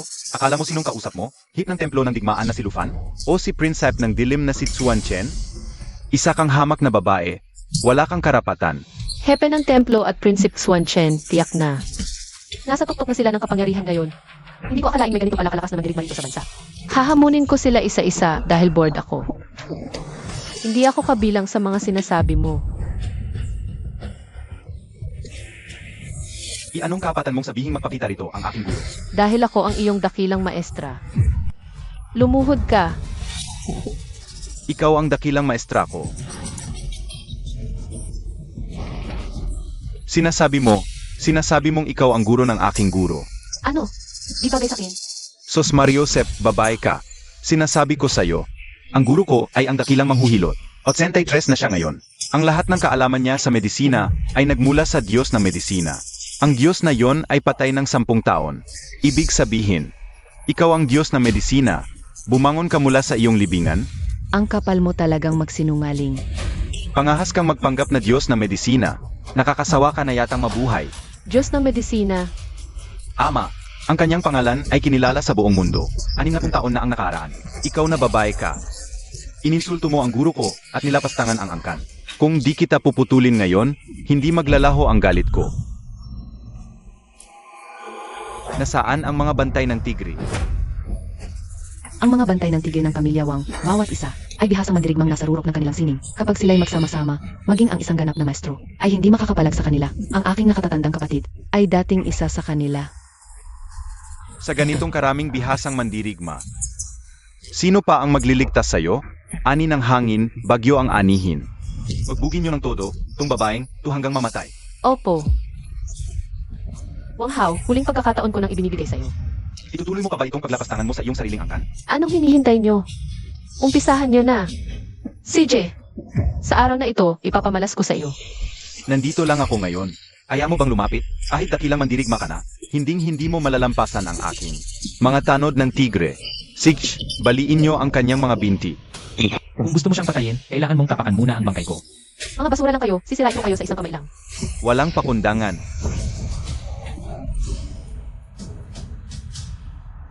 Iisang himala, nagawa niyang maglabas ng asul na apoy mula sa hangin. Impossible.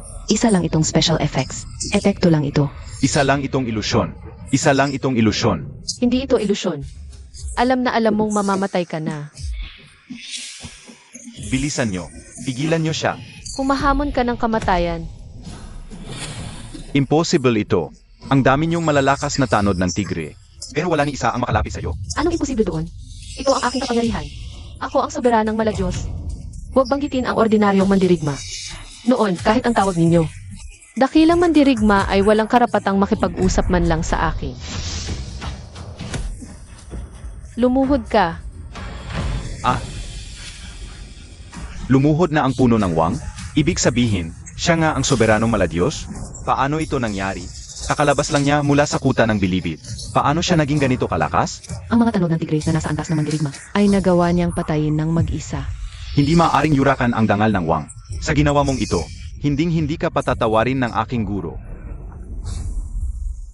Batang pasaway, Nandiyan na si Master, tumatawag. Hintayin mo lang. Master. Master, tulungan niyo po ako. May tao rito. Nagkagulo sa action. Muntik na po akong mapatay. Siege. Siege. Ikaw, batang hama. Maghintay ka lang. Ang master ko, ang mahusay na mahuhilot, ay darating na. Kahit hindi siya ganun kataas sa kapangyarihan. Bilang manghihilot, walang mang-insulto sa kanya. Hanggang ngayon, naniniwala ka pa rin hindi totoo ang sinasabi ko. Maniniwala ako sa'yo, gunggong, sa reputasyon at estado ng master ko. Bakit siya yuyuko? Sa isang batang tulad mo, habang may oras pa, lumuhod ka na sa harap ko. At magmakaawa, paputulin ko na lang ang mga kamay at paa mo. Kung hindi, ang araw na ito sa susunod na taon ay anibersaryo ng kamatayan mo. Mabuti. Maghihintay ako. Ang dakilang manghuhilot ay narito na. Ang dakilang manghuhilot? Hindi ba sinabing 83 anyos na siya? Bakit parang 40 anyos lang ang itsura? Nga. Talagang kakaiba sa litrato. Hindi nga, mga walang kinalaman dito. Lumabas na kayo. At saka, ilabas nyo ang mga bangkay na ito. Master, may tao po ritong nagsasabing siya ang master ninyo. At pinagbubugbog niya ang mga tauhan ko. Pinipilit akong lumuhod. At iniinsulto kayo. Master, dapat ninyo siyang turuan ng leksyon. Kung hindi, paano pa mananatili ang reputasyon ng ating samahan sa buong bansa? Gusto mo siyang maturuan ng leksyon? Tama. Nandito na ang master ko. Humanda ka ng mamatay. Tumahimik ka. Master, paano kita napalaking ganito kang tao? Itong lapastangan na alagad, inalisan ko na ng kapangyarihan. Mula ngayon, hindi na siya makakagawa pa ng kasamaan. Hoy, mga tauhan, kaladkarin nyo tong taong tupalayo sa paningin ko. At ikaw din, ikaw na to. Parangalan ang guro, parusahan ang lumabag. Layasin siya at kunin lahat ng yaman ng Hu. Lahat, samsamin nyo. Patawad, dakilang manggagamot. Pinakamakapangyarihang manghuhilot. Ngayon mo pa naisip na nagsisisi ka? Huli na, ilabas nyo na siya. Mahal na pinuno. Mahal na pinuno. Guro, itong dalawang natitira, paano po natin sila didisiplinahin? Yujuan, binigyan na kita ng pagkakataon. Wala kang utang na loob. Sige, wala na rin namang saysay. Ang Yujuan Group, mawawala ang lahat. Saka mo lang lubos na maunawaan sa mundo ng tao, ang pinakamahalagang bagay ay ang marunong tumanaw ng utang na loob. Bakit? Bakit bigla kang naging ganito kalakas? Hindi pwedeng mawala sa akin ang Yuchuan Group. Yao, nagkamali ako. Alam kong nagkamali ako. Ilabas nyo na yang taong yan. Huwag. Guro, lahat ng isusubasta ay inihanda na. Maari po ba kayong pumasok sa loob upang sabay nating masdan ang mga ito? Oo nga, Iwakan. Dito po, subasta, ginseng, selyo, mineral. Pambihirang porselana. Sabihin lang, agad kong ibibigay.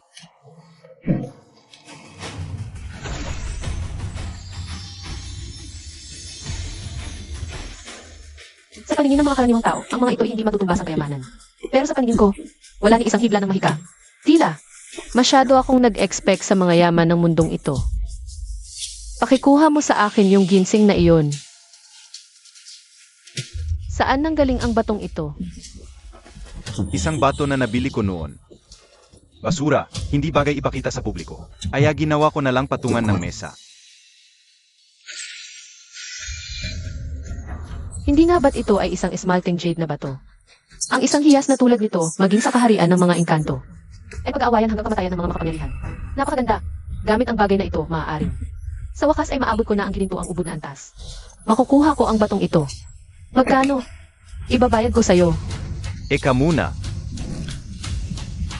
Ang bagay na iyan, makukuha ko. Yan ang pinuno ng templo ng Diwa ng Digmaan. Lufan. Ang templo ng Diwa ng Digmaan. Tama. Ang aming grupo mula sa kuta ng Bilibid, sa buong lupain, ay nasa nangungunang 5 lang, samantalang ang templo ng Diwa ng Digmaan. Sila ang walang dudang nangunguna sa lahat. Ero, laging nagbabantay sa hilaga. Bakit siya naparito sa aming rehiyon? Sadyang naparito ako para sa batong ito. Magbigay ka ng presyo. Paumanhin, pero may nagmamay-ari na sa batong ito. Pinuno Lu, huli na kayo. Kaibigan. Mangyaring ipagkaloob mo na lang sa akin ang batong ito. Babayaran kita. Magkano man, sabihin mo lang. Paumanhin, mangyaring bumalik na lang kayo. Isa kang hamak na babae. Hindi mo alam ang tunay na gamit ng batong ito. Imbes na masayang, ipagkaloob mo na lang sa akin. Alam mo naman, Mas mabuti ang maraming kaibigan kaysa maraming kaaway. Ano ang gusto mo para ibigay ang batong ito? Madali lang. Maglalaban tayong dalawa. Kung manalo ako, ang batong ito ay mapapasakin. Kung matalo ka, luhod ka at kilalanin mo akong iyong amo. Susunod ka sa lahat ng utos ko. May lakas ka bang loob o wala? Kilalanin kitang amo? Ano? Natatakot ka ba? Patayin na siya. Tumigil ka. Tinatanggap ko ang hamon mo. Kung kaya mo akong talunin, hindi nakakahiyang maging alipin mo ako. Pero kung ikaw ang matalo, papatayin kita. At ipapamukha ko sa'yo kung ano ang tunay na walang kapantay sa mundong ito. Padalos-dalos na naman si Maestro. Si Lufan Yane. Walang makakatalo sa kanya sa mundong ito. Tanging ang langit na lang. Hindi kita gugulangan. Hindi ko gagamitin ang isang kamay ko. Sigurado ka ba? Sigurado ako, ang salita ni Lufan ay hindi nababali, hinding-hindi magsisisi. Sa paningin ng iba, isa kang makapangyarihang dakilang guro, isang alamat na henyo. Pero ang pagiging henyo, yan ang pinakamababang kwalifikasyon. Wala kang halaga sa akin. CJ, simulan na natin. Si Binyaw ang pinuno ng templo ng digmaan. Matagal ng numero 1 ang lakas niya. Huwag maliitin ang kapangyarihan niya. Kaya mo ba talagang manalo? Huwag kang mag-alala. Kahit wala akong kwenta sa paningin niya. Sa paningin ko naman, isa lang siyang hamak na langgam. Kayang-kaya kong durugin sa isang pitik ng palad ko. Nagpapakamatay ka na ba? Ang kapangyarihan ng ating pinuno, matagal nang umabot sa tugatog ng dakilang guro. Isa siyang tunay na batala ng mundong ito. 3 taon na ang nakalipas. Nagpadala ang bansa ng Yunmo ng 27 na dakilang guro at 3 na nakatataas para tambangan ang ating pinuno. Mag-isang pinatay niya ang 9 sa kanila. Kasama pa ang 2 nakatataas na dakilang guro. Ang natira ay nanginig at biglang sumuko. Samantalang ikaw, babaeng walang pangalan. Lalaban ka sa batalang tulad niya. Naghahanap ka lang ng kamatayan. Ang dami mong sinasabi. Yang lakas mo, galing lang yan sa kwento ng iba. Sig, ngayong araw na to, ipapanas ko sa'yo. Ang tunay na takot at kawalan ng pag-asa sa pakikipaglaban sa akin. Ang ingay mo. Gumalaw ka na. Sig, dahil naghahanap ka ng kamatayan, pagbibigyan kita.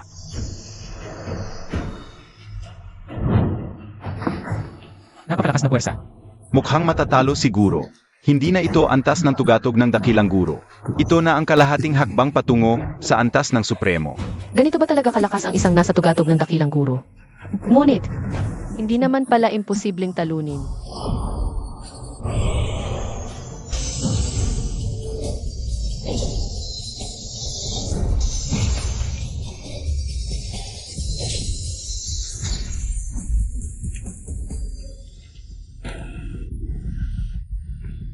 Ang Divine Dragon skill ko, natalo? Impossible to. Hindi ako makapaniwala. Ba't di mo subukan gamit 2 kamay? Hinahanap mo ba ang kamatayan? Pagbibigyan kita. Divine Dragon skill, ika-10 antas. Paglitaw ng dragon.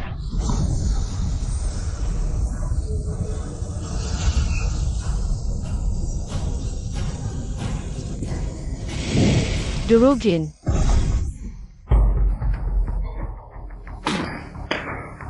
Sumuko ka na o papatayin ka na nito. Ako. Suko na ako. Grebi, nanalo talaga si Master Lufan? Yan ang pinuno ng Battle God Hall ang pinakamalakas na nilalang sa buong mundo. Ni hindi man lang tumagal ng 5 galaw? Si Binyaw siguro, ang tunay na walang kapantay, di ba? Kaya nga, buti na lang maaga akong naging alagad niya. Kundi baka nasa dulo na ko ng pila. Inuno. Ayos lang po ba kayo? Sa buong buhay ko hindi ako natatalo. Pero ngayon, sayo pa. Lumuhod ka. Maging alagad kita, isang karangalang di mo dapat ikahiya. Ako, si Lufan, ay nagpupugay sa aking guro. Kanina, hinahanap mo rin ang batong ito. Alam mo ba kung saan ito galing at kung ano ang bisa nito? Sagot ko sa guro, walang alam ang alagad ninyo. Ang alam ko lang ay may naghahanap nito kung saan-saan. Akala ko kayo ang sugo niya, kaya pinilit ko itong bilhin. Sino? Ang prinsip ng dilim, si Xuan Chen. 6-1 Chen. Tama. Walang ginawa ang prinsip ng dilim kundi kasamaan. Siya ang pangunahing target ng lahat ng mabubuti. Sayang lang, napakalakas niya kasi. Kahit ako, halos hindi ko siya matalo. Pero biglang lumakas ang kapangyarihan niya, at hindi ko na siya kinaya. Nagsiyasat ako. At nalaman kong hinahanap-hanap niya ang mga batong ito. Ay ang nangyari yung hindi pagkakaunawaan kanina. Kung ganoon mukhang alam na ng prinsipe ng dilim. Ang sikreto ng Swan Jade Spirit Stones. Sinisipsip niya ang espiritual na lakas nito. Para lumakas. Guro, sa loob ng 3 araw, magkakaroon ng Demon Slaying Banquet sa Shenshao Restaurant. Imbitahan ang lahat na magigiting para tugisin ang prinsip ng dilim. Interesado ba kayong mamuno? Wala akong interes.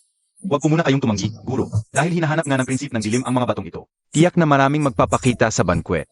Kukunin ko silang lahat at ibibigay sa inyo. Sige na nga. Sasamahan kita pagdating ng araw na yon.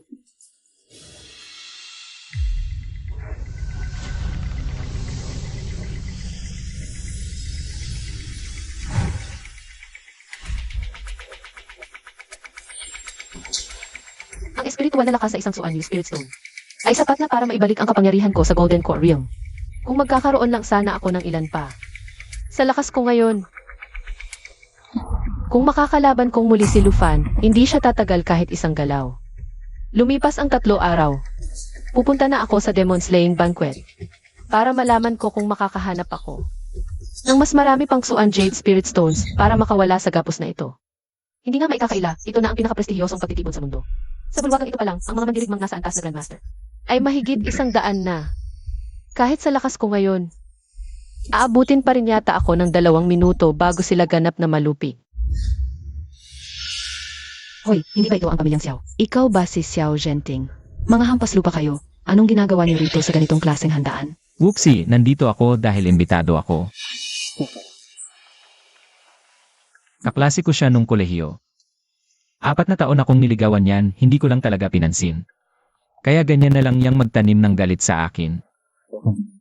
Ang kapal ninyo. Maliit na pamilya lang, karapat dapat ba kayong imitahan? Ang kapal na mukha nyo. Di ba, Kuya Long? Tama. Sa pagkakaalam ko, negosyante lang ang mga siyaw.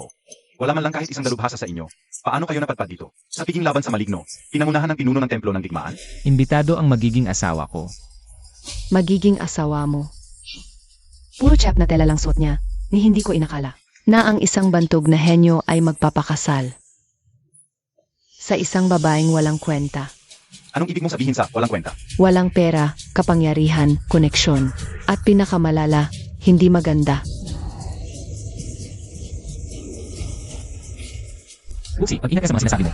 Ang aking magiging asawa na si Song Binyaw ay isang makapangyarihang bihasa. 100 at siyam lang ang kinikilalang bihasa rito. Bakit wala akong natatandaang babae sa kanila? Mahina ang kanyang diwa, ni hindi ko maramdaman. Kahit katiting na lakas na dumadaloy sa katawan niya. Baka manloloko lang yan? Sinasabi mong naloko ako. Natural. Isang sulyap ko lang. Alam ko kung tunay na bihasa ang isang tao. Kahit anong pangga, wala rin silbi.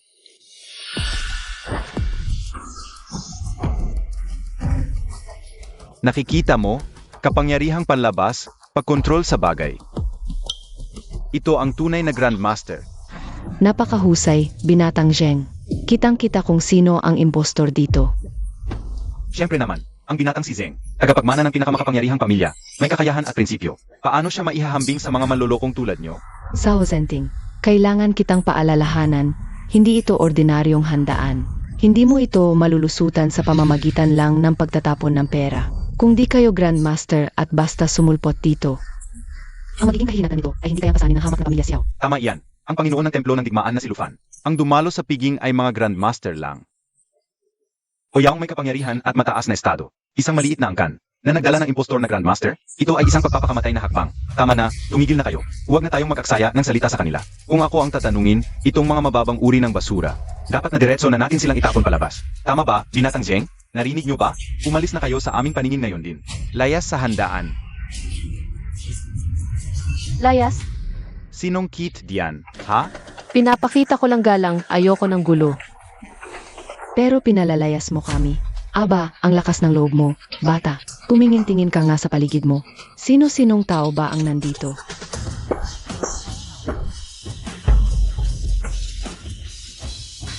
Hindi ka pa. Lumayas? Sinaktan mo ako. Naghahanap ka ng sakit ng katawan. Binatang Zeng, sinampal niya ako. Maliwanag na wala siyang respeto sa iyo. Sino ba itong walang kwentang batang? Ito at naglakas loob na saktan ng tao ko. Mukhang nagsasawa ka na yata sa buhay mo.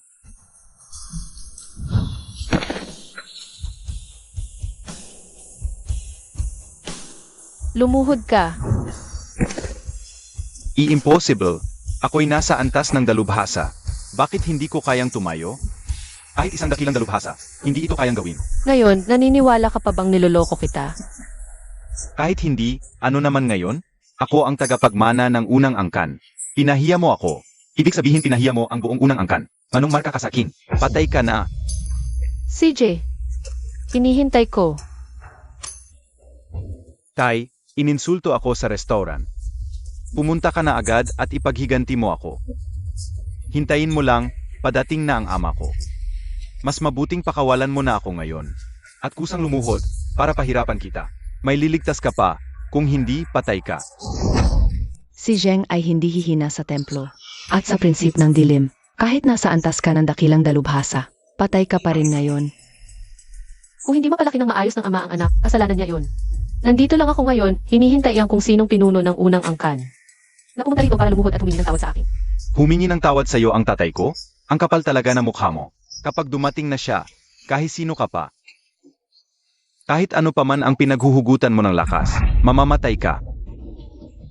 Paluluhurin niya si Ginoong Zheng at hinihintay ang pinuno ng angkan Zheng. Saan ba nanggaling ang babaeng to? Masyado naman siyang mayabang. Unang angkan yan, ha? Talagang naghahanas siya ng kamatayan. Gusto mo akong patayin? Kahit ang ama mo pa mismo ang pumunta rito. Wala rin siyang magagawa. Yan na ang pinaka-nakakatawang biro na narinig ko. Sino ka ba sa akala mo? Ang dakilang manghuhilot? Hindi nga ako ang manghuhilot pero siya alagad ko. Sinasabi mong ikaw ang guro ng manghuhilot? Ito na ang pinaka-nakakatawang biro. Ikaw na kapos pala na nilalang. Talagang hinahanap mo ang kamatayan. Ano ba sa tingin mo ang manghuhilot?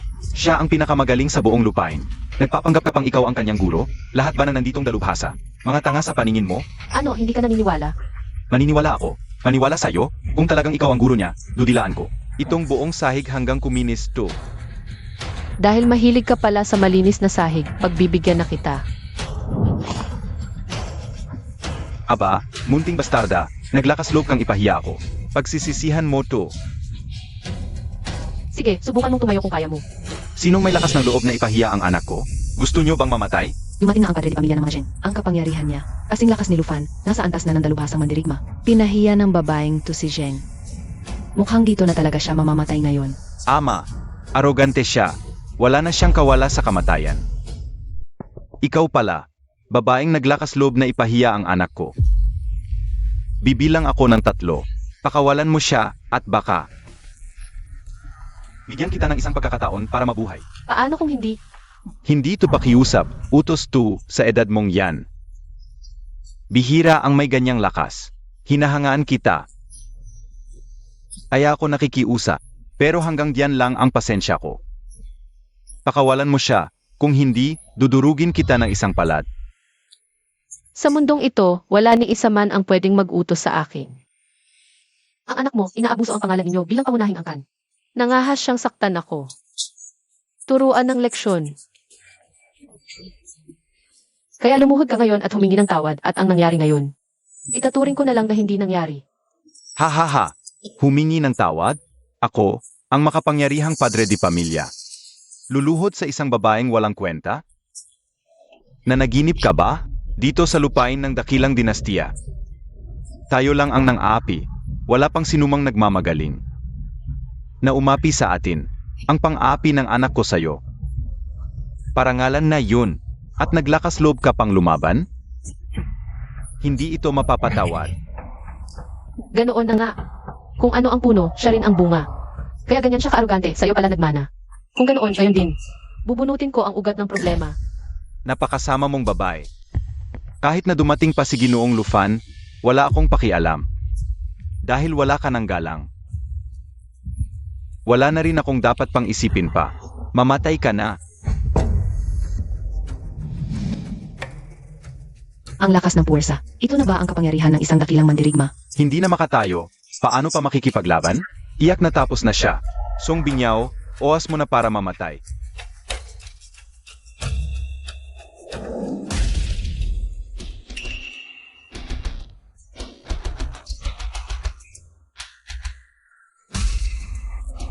Sino ba talaga ang babaeng ito? May ganitong kapangyarihan? Impossible. Mas bata pa siya sa akin. 25 anyos pa lang. Paano nangyari iyon? Mas mataas pa ang lakas niya kaysa sa aking ama. Wakasan na natin ito.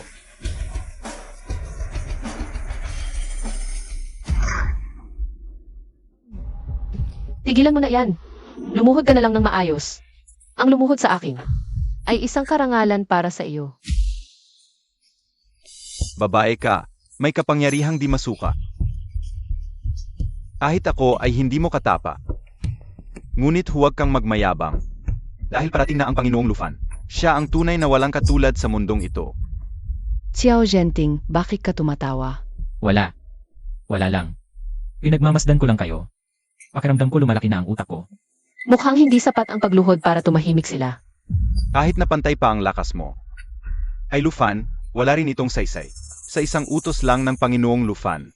Lahat ng mga mandirigmang narito ay magkakaisa para atakihin ka. Kahit dakil at mataas, di ka makakaligtas. Hindi ka makakatakas sa kamatayan. Tama yan. Kung sabay-sabay akong aatakihin. Na lahat ng ito, mahirapan talaga akong lumaban. Di pa kawalan mo na kami. Gusto mo bang danasin ang galit ng amo namin? Ngunit, paumanhin pala, nakalimutan kong sabihin sa inyo, si Lufan ay aking alagad. Ano? Si Lufan na amo namin ay alagad mo? Impossible. Nagyayabang pa ang babaeng ito. Alam mo ba kung sino si Amo Lufan? Siya ang namumuno sa mga hangganan. Walang nakatalo sa kanya sa buong lupain. Walang pagkatalo. Maging ang prinsip ng dilim ay kaya niyang supilin. At sinasabi mong ikaw ang kanyang guro? Kapal ng mukha mo. Totoo naman, si Lufan ang tanging dragon sa sangkatauhan. Paano mo matatawag na guro ang walang kwentang babaeng tulad mo? Matandang ito, impostor kang walang angkan.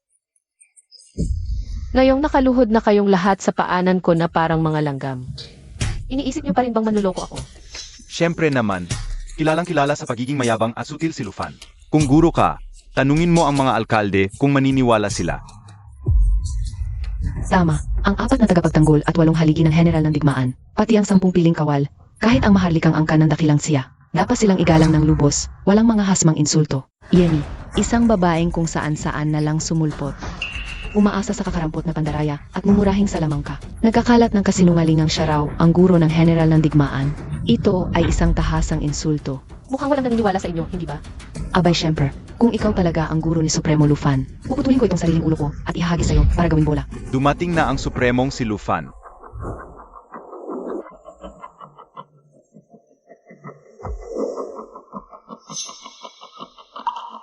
Lufan, tamang-tama ang pagdating mo. Patayin mo na siya agad.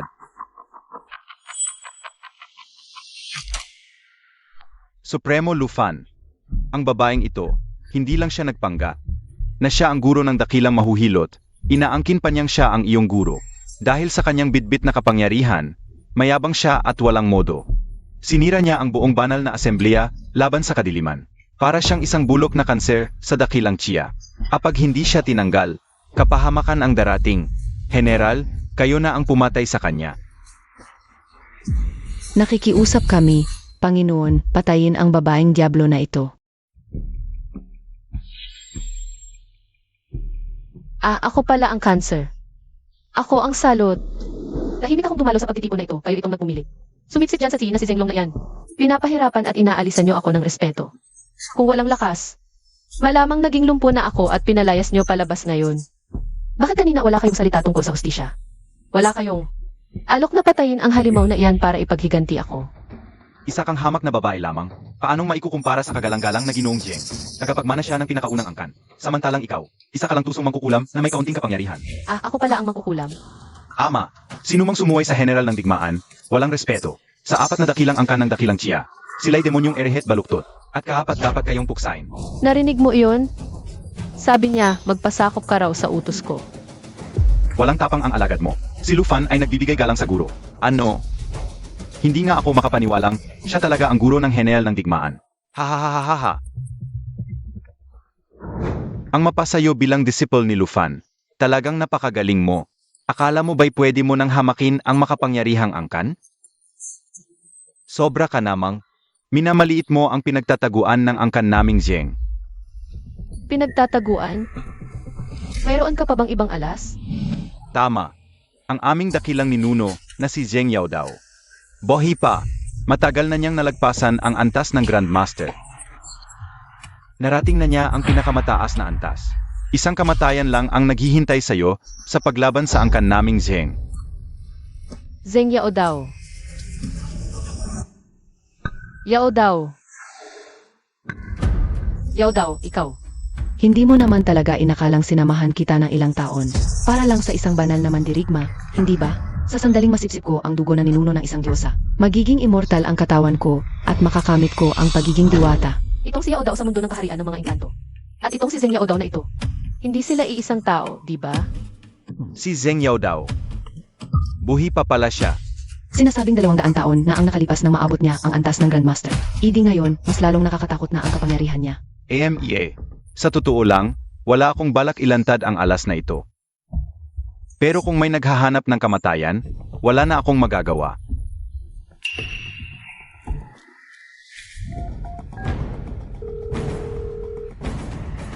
Dakilang ninuno, iligtas mo ako. Malapit nang mawasak ang angkan naming Zheng. Haha! Malapit na ang dakilang ninuno. Kung ikaw, luluhod ka at magbibigay galang ng 18 bises, baka pag-isipan ko. Naiwan ang bangkay mo ng buo. Kung hindi, pagdating ng dakilang ninuno, dudurugin ko pati mga buto mo. Dudurugin ang mga buto ko? Ese.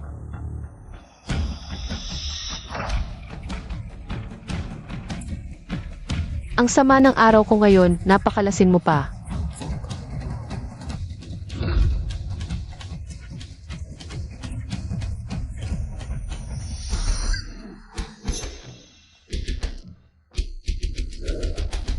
Ang lakas ng loob mong apihin ang angkan ko.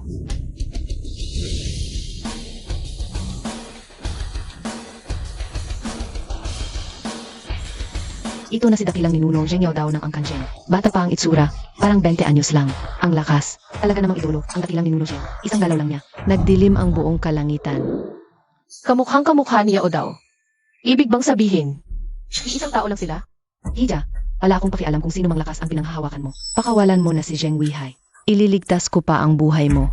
Kung hindi, araw na ng kamatayan mo ngayon. Bitawan mo siya. Tama na yan. 3 ang bibilangin ko. Pag di mo pa siya pinakawalan, hindi lang kita papatayin, buburahin ko pati. Lahat ng taong konektado sa'yo, kasama ang angkan mo, ang dugo mo.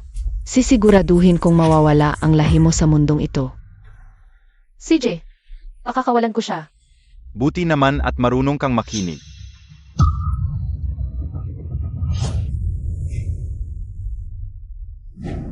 Binitawan ko na. Babae ka, hinahanap mo na yata si kamatayan. Nakatatandang Zheng, siya po ang aking pinakamamahal na guro. Nakikiusap po ako, maawa kayo sa kanya. Lumayas ka. Diyos ko, si Ginoong Lufan, ni isang atake, di man lang nakayanan. Ito na ba ang lakas ng isang banal na mandirigma? Tiyak na patay na ang babaeng ito. Nangahas kang saktan ang aking disipulo. Lumuhod ka. Ano, pati ang dakilang ninuno Zheng, napaluhod sa isang sampal lang niya. Impossible ito. Isa ba itong ilusyon? Ayaw ko sanang ilabas ang buo kong lakas, pero pinilit mo ako.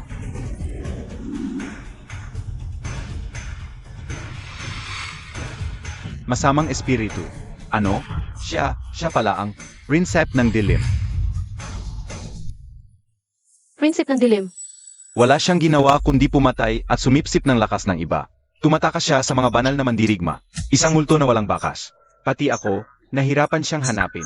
Hindi ko akalain na siya pala ang dakilang ninuno ng mga Zheng. Nagtatago lang sa pamilya Zheng sa lahat ng oras na ito. Kaya pala, ang dakilang ninuno ay ang prinsip ng dilim mismo. Ang galing ng pagkukunwari ng isang ito, magaling. Ako nga ang prinsip ng dilim. Naglalaro lang ako sa inyo. Binigyan ko pa kayo ng ilang araw na mabuhay. Pero ngayon, wala nang alis. Dito na kayong lahat mamamatay.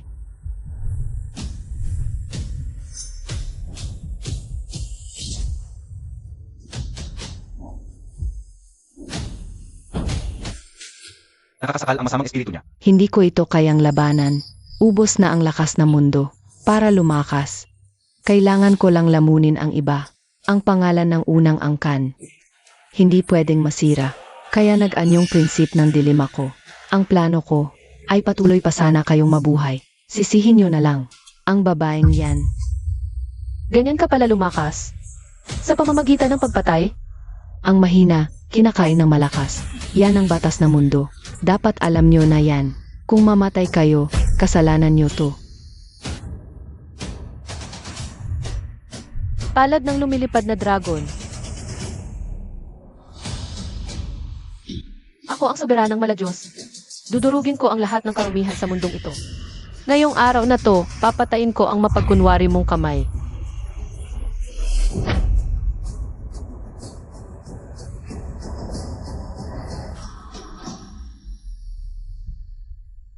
Impossible to. Kakaangat mo lang ng antas. Bakit ganyan nakalakas ang kapangyarihan mo? 500 taon lang akong nagsanay, pero kaya ko nang maghari sa kalangitan. Akala mo ba makakapantay ka sa akin, demonyo? Magsalita ka. Sino ka ba talaga? Yang masamang kapangyarihan mo. Saan mo natutunan? Ako. Natutunan ko lang yan sa panaginip. Sa isang matandang nagturo sa akin.